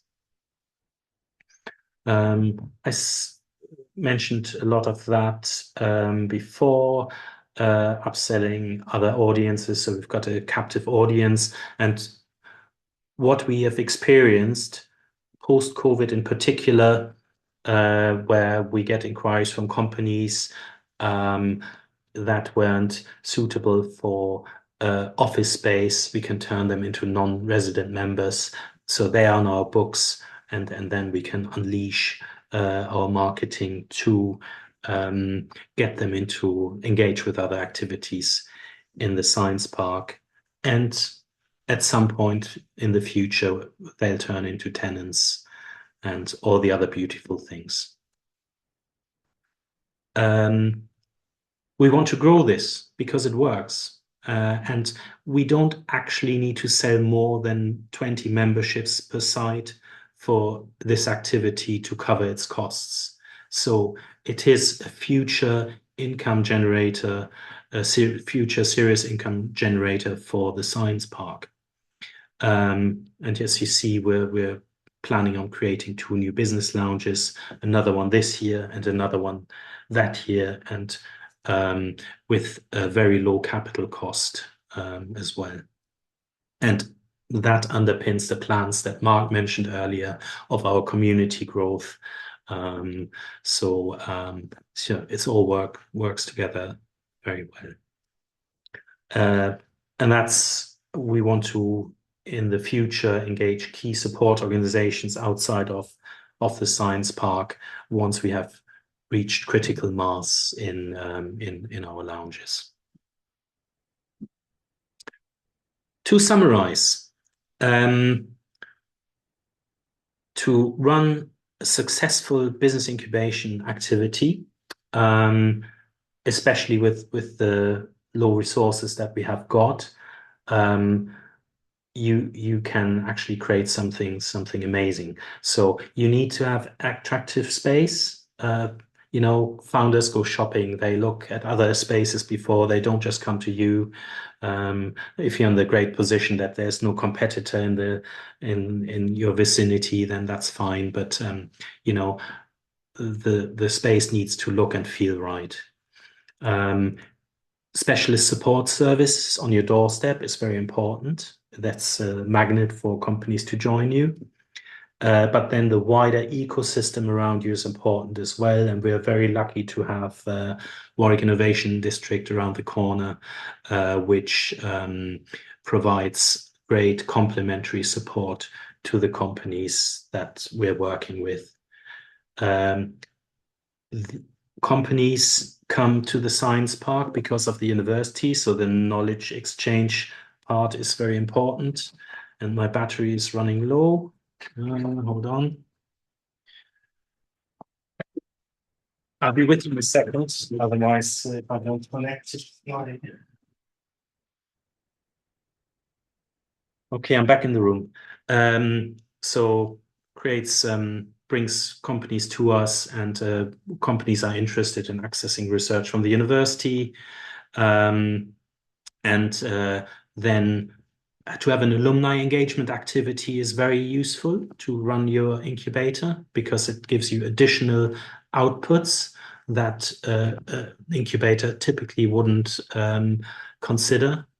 And then you need to create this network of like-minded entrepreneurs, and like-minded means no accountants, no recruitment agencies, no IT consultants in the vicinity. Sponsorship.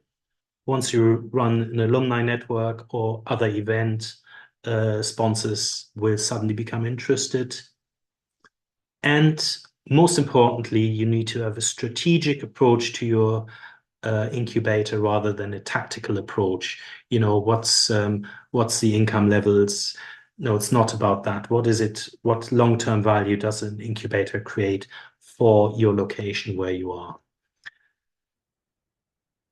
And that's me. And I hope I have answered some of your questions from earlier. If not, let's take those into the Q&A, and let's stay in touch. Let's start the dialogue. And thank you very much for listening. And I hand back to the organizers. Thank you so much. Thanks, Dirk. And thanks for also going into detail about the various aspects. So unfortunately, we're running about 20 minutes late. So I perhaps suggest, if possible, to skip the break, if that's fine with everyone, and go directly to the next session of Luke. Luke, if you are there.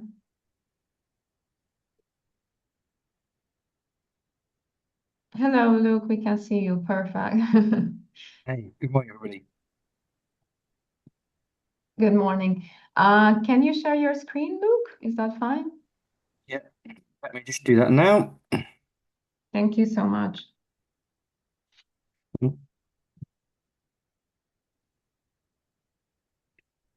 Cool. Yeah, There you go. Is that perfect. working? Yeah. Thank you so much. Thanks. Please go Perfect. ahead. Good morning, everybody. I should be as brief as possible to try and make sure you can get back on time. Lovely to meet you all. My name's Luke Pulford, and I run Minerva Business Angels, which is a not-for-profit business angel network that's part of the University of Warwick Science Park. Thank you for letting me speak today. Just a quick run through of what I was going to talk about.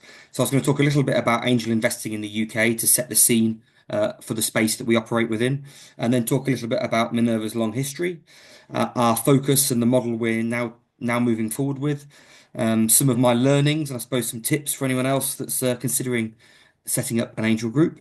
And also, I was going to talk about some of our successes because our network has been really successful, and then space at the end for questions and answers if we have time for that as well.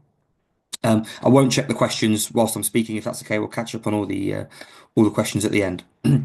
So, angel investing in the UK works in a kind of quite a niche space. So I thought this graph would be quite useful to show the space that we operate within and the businesses that we try and work with.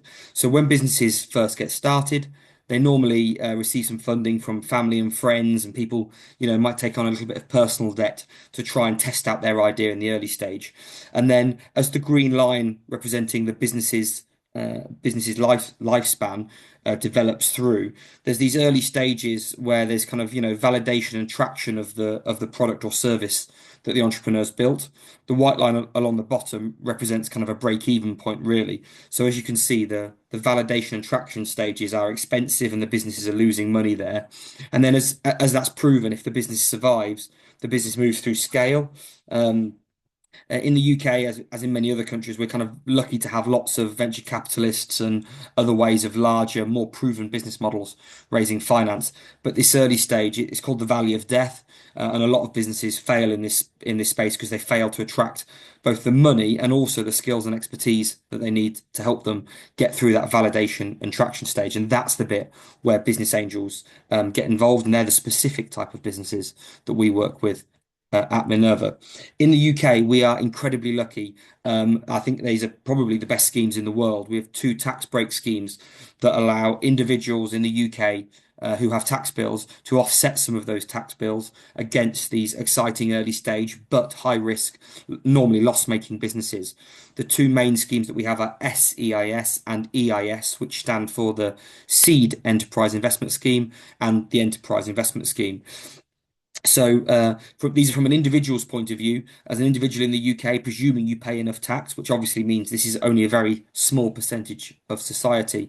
As an individual, you can invest up to £200,000 a year, but the tax breaks on this are really significant. Through SEIS, investors are de-risking their investment by around 75%. So for every pound that they put into an investment, there's 25% of that that's really at risk through a combination of upfront tax relief and loss relief if the business doesn't work. EIS is slightly less lucrative, but is still an incredibly attractive option. SEIS is for real early stage startup businesses. EIS tends to be for later stage businesses. And then if those businesses work out, there's also significant tax relief on the money that's made from them as well. So we're very lucky to have these, and these two schemes are really the backbone and driving factor for angel investing in the UK and put us as a big advantage internationally. The SEIS scheme, lots of people, this is their gateway to angel investing because there's, not many people obviously can afford to invest £200,000 a year through these schemes, but lots of our members join and will invest 10 or £20,000 a year, and that's putting, the at-risk percentage for an SEIS investment there is £2,500 or £5,000 a year, and there are quite a number of people who, as part of all of their investing and portfolio, can invest those kinds of money in these type of schemes. So those schemes have been around for a long time, and so has Minerva. We've been going for over 30 years. Originally set up by the University of Warwick to fund spin-outs and startups from the university and within the science park.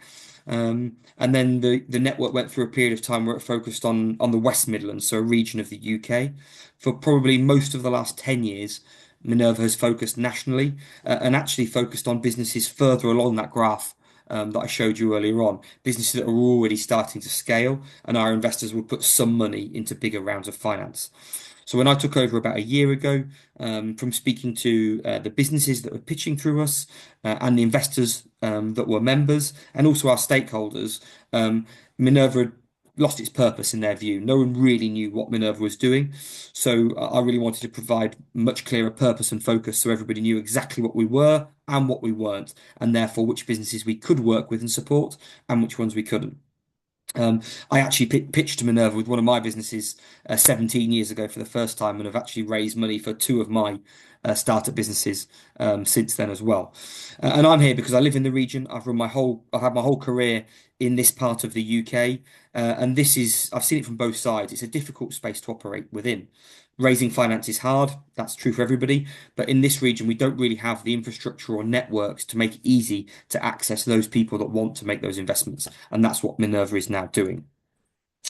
So our focus is regionally based. So we work with East and West Midlands businesses only, or those that have got very close links to the region. For example, working with the university on a research project. We now also focus on earlier stage businesses. There's more of a gap in the market there.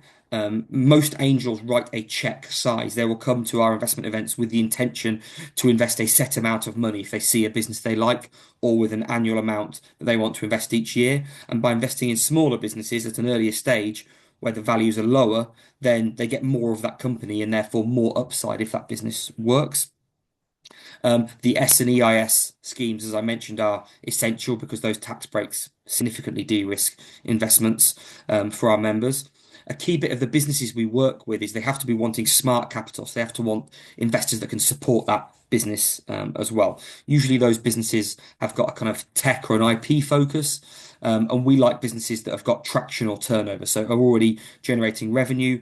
We don't really work with ideas at that stage of business. And our investors are normally looking for between a 10 and 25 times return on their money in approximately those kind of windows.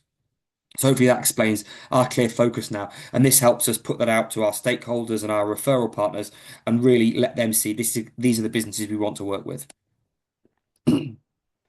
Dirk asked me to share some learnings from my first year in the role for anybody that was interested in setting up an angel group. So these are a kind of summary of them. I'm happy to take the conversation offline if anybody wants to go into more detail of them. And I'll share my email address later on for anybody as well. And I'm happy to answer any questions. I think for me, the thing that I've really learned doing this at scale is it takes a long time to get going. There's a lot of trust for people to engage with you. And to build the personal connections that allow the financial decisions to be made on top, and that takes a lot of resource. At the minute we're a team of two, and that's really stretched because everything's coming through us. Every angel that wants to ask a question has to ask us, and all the business is the same. So it does take a lot of resource to set that up, and you need a lot of investors to make this work. If you have a too small a pool of investors, they get called on too often for their capital. They take on too much of the risk, and there's just not many people out there that have got enough money to invest in these deals regularly and consistently. So therefore, attracting a large group of angels that you can share deals with is important because they can then syndicate those deals and all share the risk and reward of more deals as you grow. I think the focusing on the niche that we operate within has really helped. It's really helped make it easier for us to work with partners. So don't try and do it all, I suppose, and make sure you get lots of support. We've got lots of great stakeholders that support us with what we're doing, and I'm very fortunate to have wonderful colleagues across the science park, like Dirk, who are always there to offer support and share their experience, and also, pick you up when you're having a bad day and things aren't going well. The collaboration point is really important. We picked our gap in the market because we wanted to collaborate. So we tried to find space where we could complement others in the market and directly not compete with them. And that's been really supportive and has helped with referrals and support as well. And as you're doing this stuff, it's really important to find champions, mostly in the investor community, that are willing to, sing your praises and wave the flag. That's a really important thing to have. I want to talk about the successes. So we've been investing for a long time and have had a lot of successes. So these are some of our most successful ones over the last 4 or 5 years now. So you can see most of these fall into those returns that our investors were looking for. And interestingly, if you can keep these networks going for long enough, both the investors that have made money off these get capital to reinvest into new businesses. But literally this morning, I signed up one of the directors of Caption Data, a business that's on the screen there. They exited the business, and he's got in touch now saying he thinks he's ready to start investing in new businesses through Minerva. So that kind of runway and the resourcing and having a good horizon for this is really important, because then you get to benefit from those. If you set up a network and it only lasts for 2, 3, or 5 years, you're unlikely to get the exits in time to allow that capital to go back into those businesses and those founders to put their money in as well as the investors topping their pots up. But some examples of the type of successes we've had recently. Thank you for listening. That's an overview of Minerva, and happy to take any questions. Thank you so much, Luke. Thanks. That was very, very clear and interesting. Thank you as well for sharing your email address. So indeed, if any of you would like to have a private chat with Luke, feel free to message him. And thanks a lot, Luke, for the offer. No problem. Right. I believe we shall have Emma Stevens, who will be our next presenter. Emma, can you hear us? Hello. Hi there. How are you? Hello. Can you hear me okay? Yes, we can hear you. We can hear you Perfect. perfectly. We can't see you though yet. Oh, okay. I beg your pardon. Just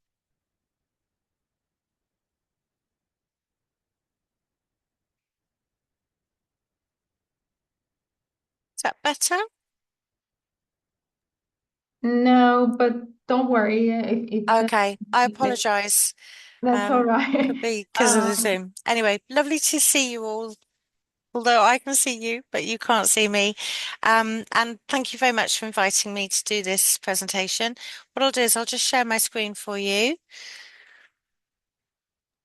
Perfect. Thank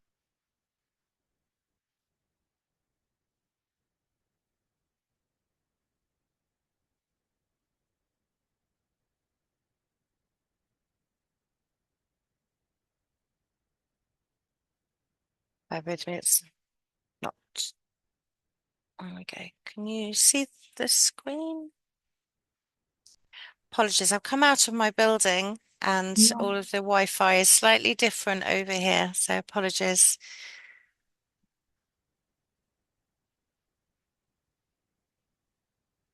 We cannot see it yet, but Dirk, would you like Do you have a to copy share of your the screen? slides, Dirk?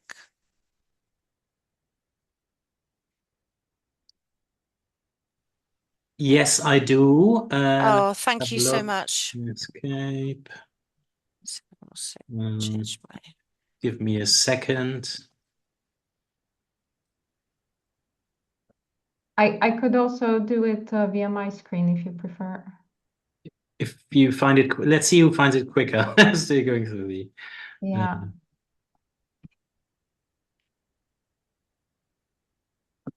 Can you see it?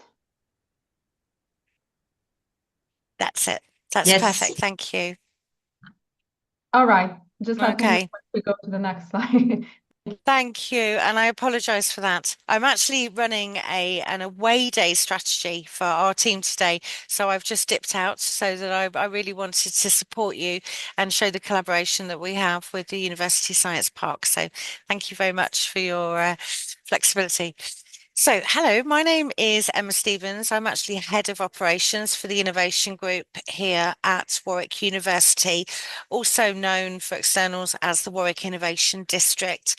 And as you can see, we generally hope to, at all points, whether we deal with students, members of the general public, entrepreneurs, stakeholders, we're always looking to inspire, educate, and incubate. So, next slide, please. Thank you. So just to give you a bit of background regarding what Warwick Innovation District's ecosystem actually is. So we were formed 5 years ago. So as you're probably aware, we have three pillars within the university, which is very much relating to education, research and innovation. And it was felt that 5 years ago that we actually needed to have a specific place to actually be able to collaborate, not only across our colleagues within the campus, but also students and the wider region. And also internationally, we work across global contacts within the Warwick Innovation District. So we also felt that we needed an actual building to run this from. So we're based in what we call the Junction here in Central Campus. And our key goal is that we're consistently every day supporting businesses with the expertise, access to funding and both grants and additional finance through Minerva, etc., and offering spaces for co-working space, meetings and events, and of course all the time working with innovation. We have a number of different accelerators and incubators and specialist sector focus programs within not just the building, but across the campus. And these can be related to working with external partners, such as a very large international bank, such as NatWest. We've just started working with Santander. And we also have internal incubators that are related to deep tech and fintech, and also entrepreneurial support for both students and general public. Next slide, please. So as I said at the beginning, we look to inspire, educate, and incubate. The inspiration actually takes place every day, and that can be both digitally, through our building, across our colleagues within the university, but we are looking to inspire creators, technologists, and also just humanitarians across the world to make it a better, innovative space for all. Education is really important as well, although we're dealing with people that aren't just students. We're also delivering education for all entrepreneurial skills and focus sessions to allow everybody the idea that they can be entrepreneurs. And then also incubation. So we empower those entrepreneurs and leaders to consider starting their own business. And then once they've started it, how do we help them grow? How can we help them achieve all of their aspirations, but all the time looking at whether or not there's going to be job creation and whether they're going to be working with other suppliers, etc. So it's really important, the incubation side. Next slide, please. So this is our innovation strategy. Obviously, we refresh this every year, but in principle, this is where we actually look at working across our university colleagues, but also the wider both region, national and international. So looking at research transfer, student entrepreneurship, also considering the university reputation and how innovation outside of the university really empowers the university and the messaging that they have. Looking at the regional jobs, startup, scale up, retention of employment, and obviously creation of new jobs. And then obviously we work alongside any new university business models. So we do this with quite a focus, a sector focus. So at the moment, our incubation units that we are working with are based around health tech. We work very closely with a number of hospitals in the region, but one of our key partnerships is with Coventry and Warwickshire University Trust. We also have deep tech, Createch. So we are very close here to an area of very strong gamification and all of the skills that are empowering that particular sector. Fintech, we also work with, and then I mentioned before a partnership that we have with the bank, NatWest Accelerator.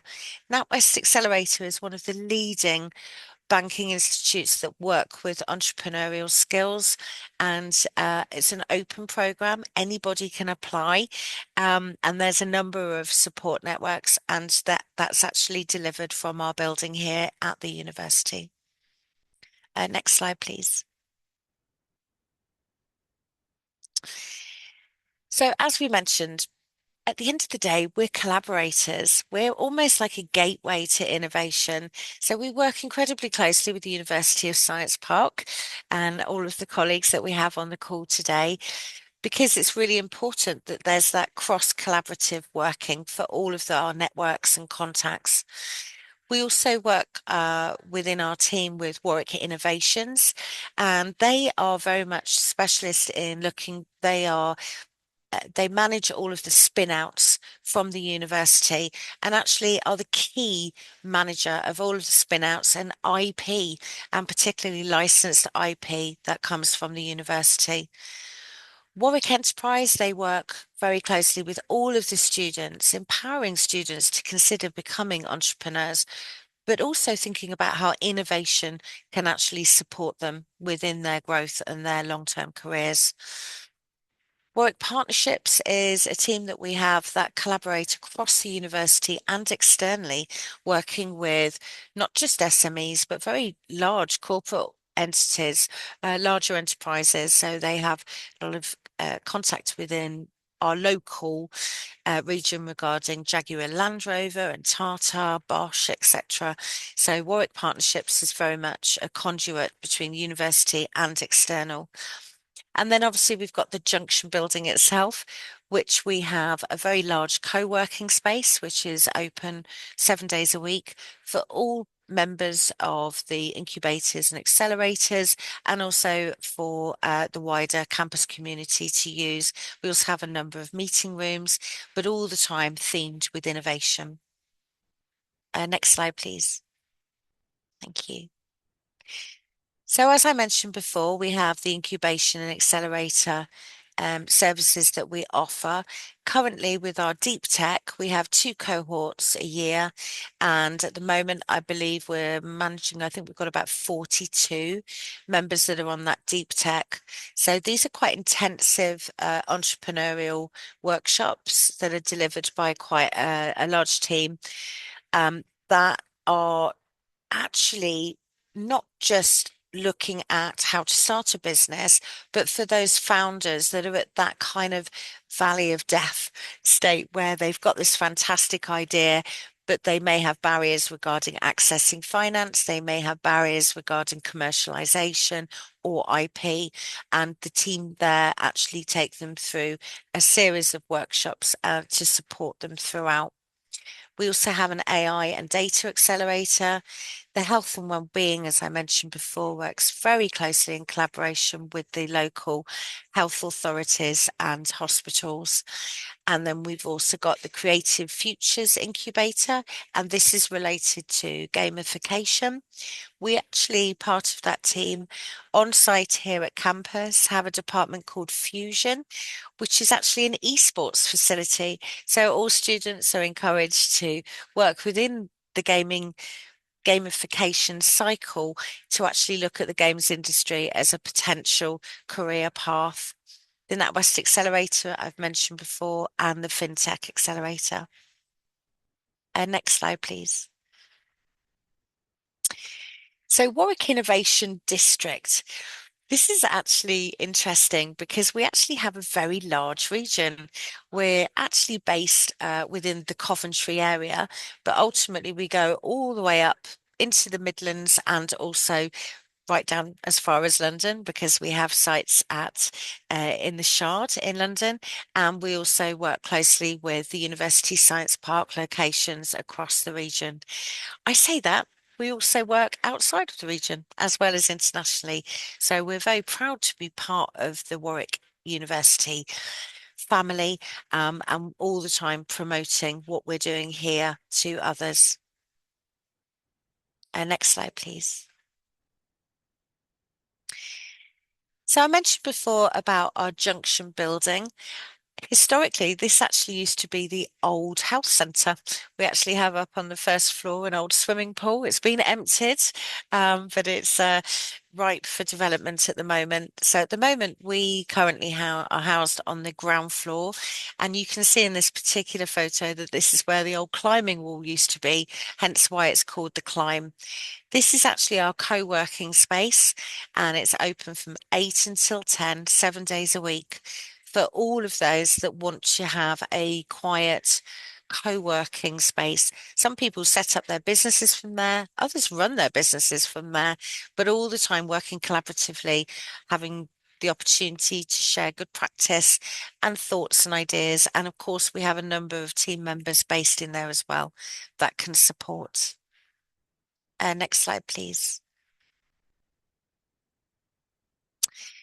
So obviously I'm head of operations, so we are supporting the rest of our colleagues within the Warwick Innovation District and Innovation Group.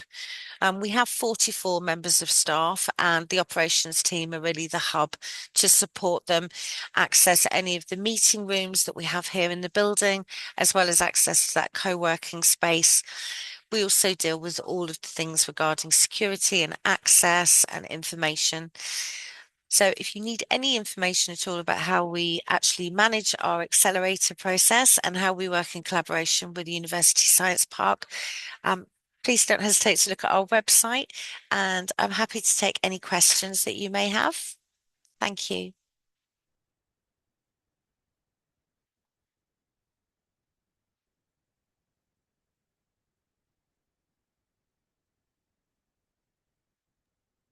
Thank you so much. Thank you, Emma, Thank you. for the presentation. Thank you.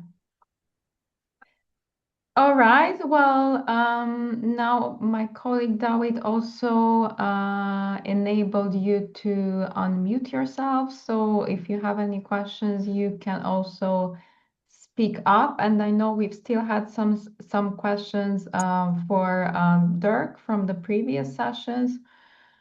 So maybe we can also start with those. Joanna, would you like to unmute yourself, because you've had a couple of few questions, so I think it might be more easy if you just speak up rather than just reading them out. Oh, sorry, I got disconnected, so I've lost my chat with the original questions that I had. Sorry. Yeah, no worries, no worries. So I'll find that.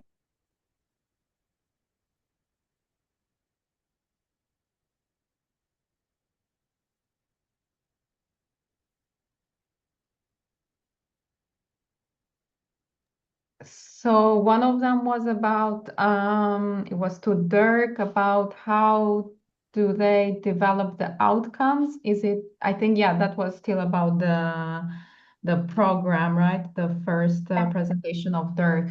So Yeah. about how do they develop the outcomes? Is it set by the government or by themselves or with the partners? And what are the final set of outcomes? Yeah, how do they measure the final set of outcomes of the program, basically? Yeah, so Uh, good question. So it's a mix of all of it. So the second slide I showed you on the metrics with jobs created and innovations launched and so on. These are all set by the government, but we have additional metrics. So we have metrics to hit for the university, for example. We have metrics to hit for other organizations, other stakeholders, and you know, so the additional ones are finance raised, which I mentioned, and that is sort of sort of a tangible measure of, companies moving towards success by raising finance. You won't be able to raise finance if you haven't got your ducks in a row and your well-organized business. So it is a mix, and we're creating an annual impact report, and we're always revising what goes in there. My colleague Victoria had a slide on that, with a range of metrics, and so we're constantly reviewing that. So it's a moving goalpost. So what's the flavor of the month? What do we need to shout about that we're affecting in the region? What's our impact? And it's not easy, the impact measurement thing. It takes quite a bit of time to collect all the information. And so you need to have systems in place to help you collect these. And then you need to have forms that you get companies to complete and sign, so that there's a bit of a trail. So it's a mix and it's a moving goalpost, and we need to be on top of it. Thanks, Dirk. Then we have two questions. So one was from Joanna and one from Maxwell on the same subject about clarifying how you generate the loan capital for the program. That was from Joanna, and Maxwell was asking also regarding the loan, if the funding came directly from the Business Ready program or if it was provided through partner financial institutions. Thanks. So the Concepts Fund, the Science Parks Concepts Fund? Oh no, the loan in the Business Ready program that was for the businesses engaged in the program, I believe. Yes, so that's the Concepts Fund. Yeah, sorry, yeah, the Concepts Fund. So we are a company limited by guarantee, which means we need to reinvest our profits into the greater good.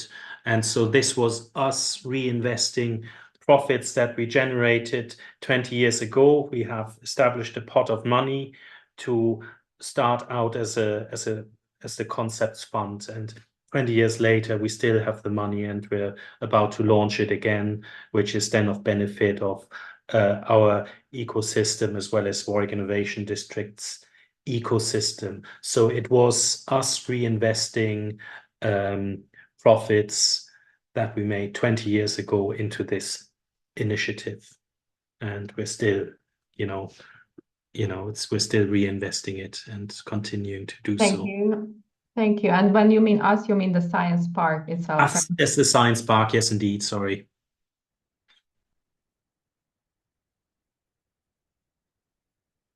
Sorry, hang on one second. I'm just looking for the other. Yeah, so there was one question about tracking the judicious use of funds for the startups after they have raised them. So I assume this is also the same funding mechanism. Yeah, is there any way that you track how those funds are being spent essentially?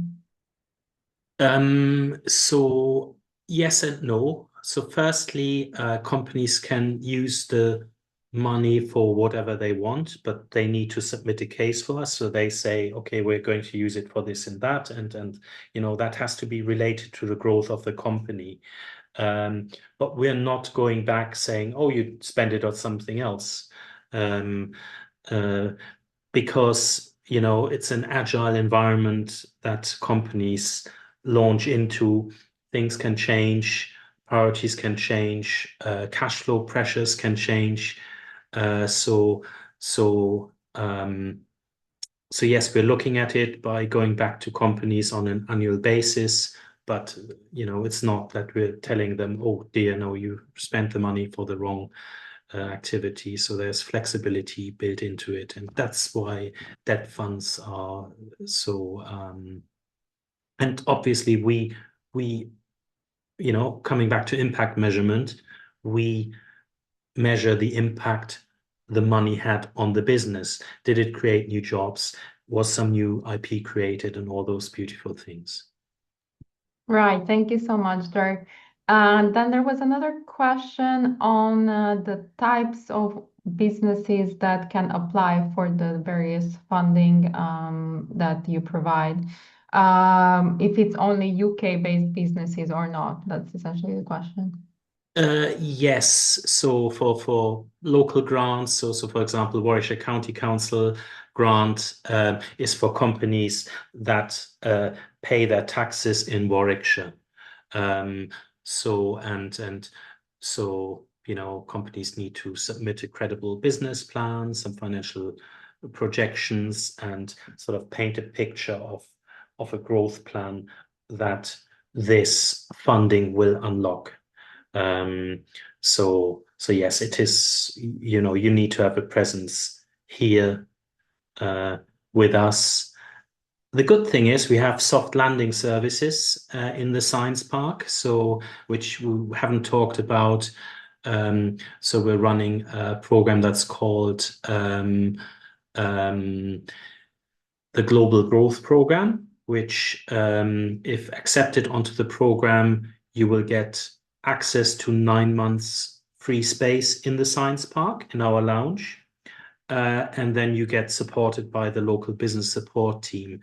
And then, we have companies that work with us that help companies set up the business. So if anybody's interested in looking into that, or you have companies in your spaces that are interested in coming to the UK, then reach out to me. Happy to have that conversation, how we can facilitate that. Yeah, thanks, Dirk. And indeed, I mean, if we can build any collaboration between some of the incubators here that are here today from Africa and yourself, that would be great. So maybe you could just, if you could just pop your LinkedIn account also into the chat, if that's okay, so that people can reach out to you.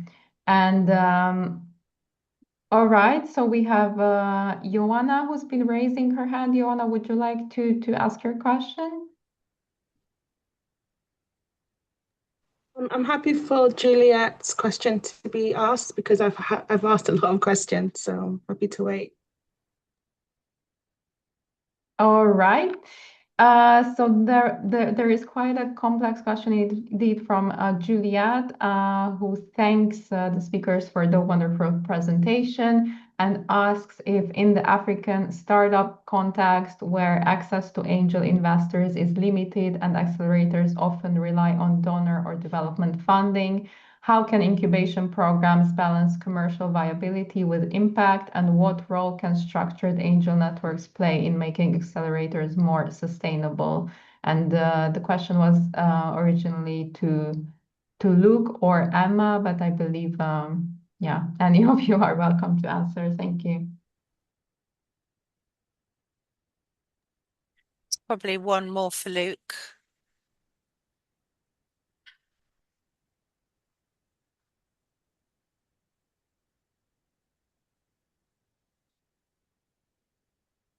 I can't see if Luke is still Is with Luke still us. there? I'm not quite sure. Yeah, he may have lost connection. I can't see Okay. amongst the participants. Yeah, so maybe Emma or Dirk, if you'd like to. I'm quite happy to take that question if you can repeat it, because I can't multitask. I was looking for my LinkedIn link. Yeah. Basically, it's about the African startup context. So the angel, there's limited opportunity to engage angel investors, and also accelerators and incubators often rely on donor funding. So the question is, how can incubators balance commercial viability with impact, and what role can structured angel networks play in making accelerators more sustainable? Last question first. So it is without a doubt a magnet for companies to approach the science park if you have a angel network, especially if it's that's one of the most active ones in the UK. Now, Equity investment is down in the UK. It's not a thriving market, to be quite honest, especially in first investments. So I don't think the situation is much better in the UK. Now we had not too long ago the British Business Bank has got involved in the equity investment stream and started a patient capital initiative, meaning they were giving capital to equity investors and funds to give out to needy companies, especially earlier stage propositions. Otherwise, private donor funds we have not access to, but it's about us constantly renewing our angel network, because an angel is only an angel for a couple of years' time. Then they have filled their portfolio of investments and then they disappear for a few years. So we need to get new investors in. And the problem with angel investors are that they don't know that they're angel investors. So we need to run quite a bit of educational workshops to bring angel investors forward. So not many people. So one day you are just a normal entrepreneur. The next day you're an angel investor, but you didn't know that you were going to be that. So it's about bringing, getting new investors constantly into the network, which is one of the biggest tasks for our business angel network.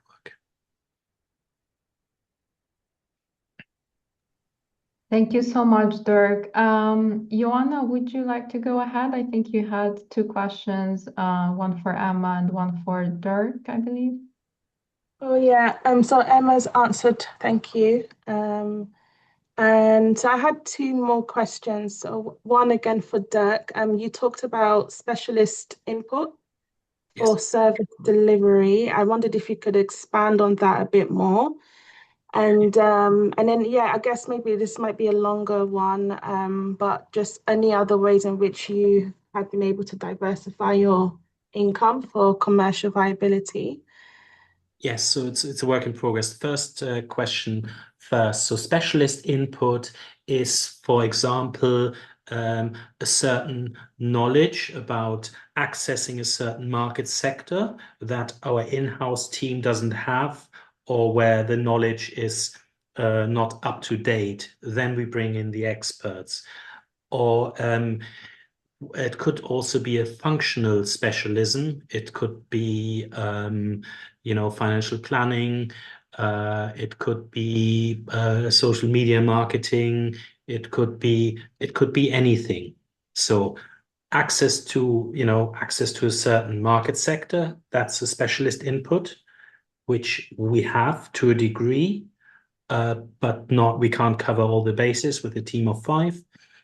So as when a company, for example, says they want to access the NHS, the UK's health system, then we always refer to specialists, because things change very quickly. Things that we thought we knew are not up to date anymore, and then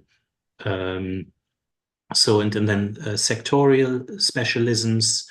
We can cover everything apart from legal aspects, because when we give legal advice, we need insurance that we cannot afford as a science park or university.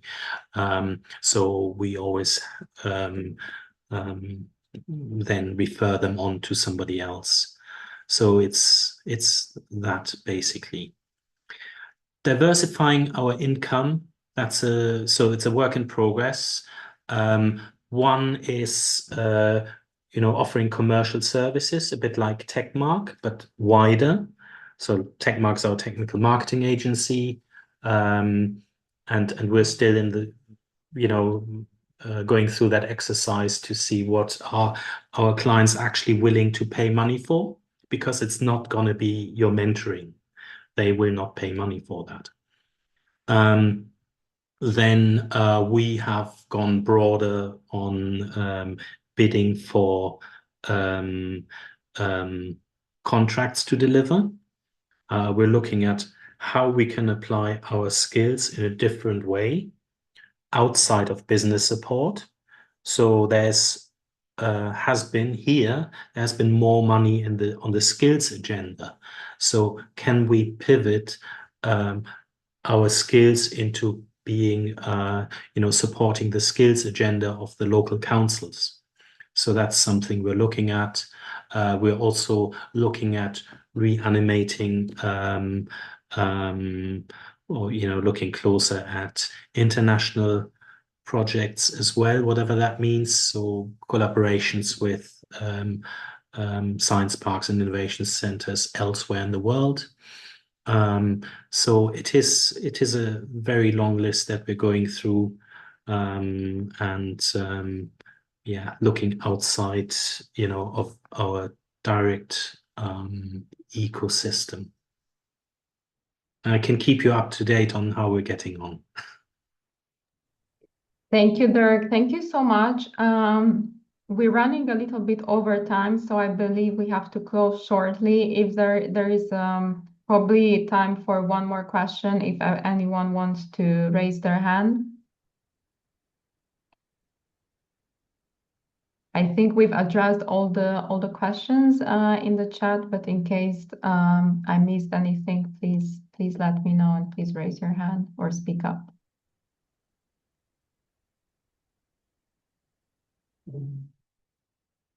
Okay, so no more questions, I believe. Okay, well then I think we can close the session. I believe, Dirk, you have shared your LinkedIn profile. We have also shared our email addresses in the chat, so feel free to reach out to the speakers. Dirk and the whole team, thank you so much for being here today and for really deep diving, going into the details, taking the time to addressing all the questions. We really, really appreciate it. We hope that it was useful to all the participants. Thanks a lot for being here to all the participants as well.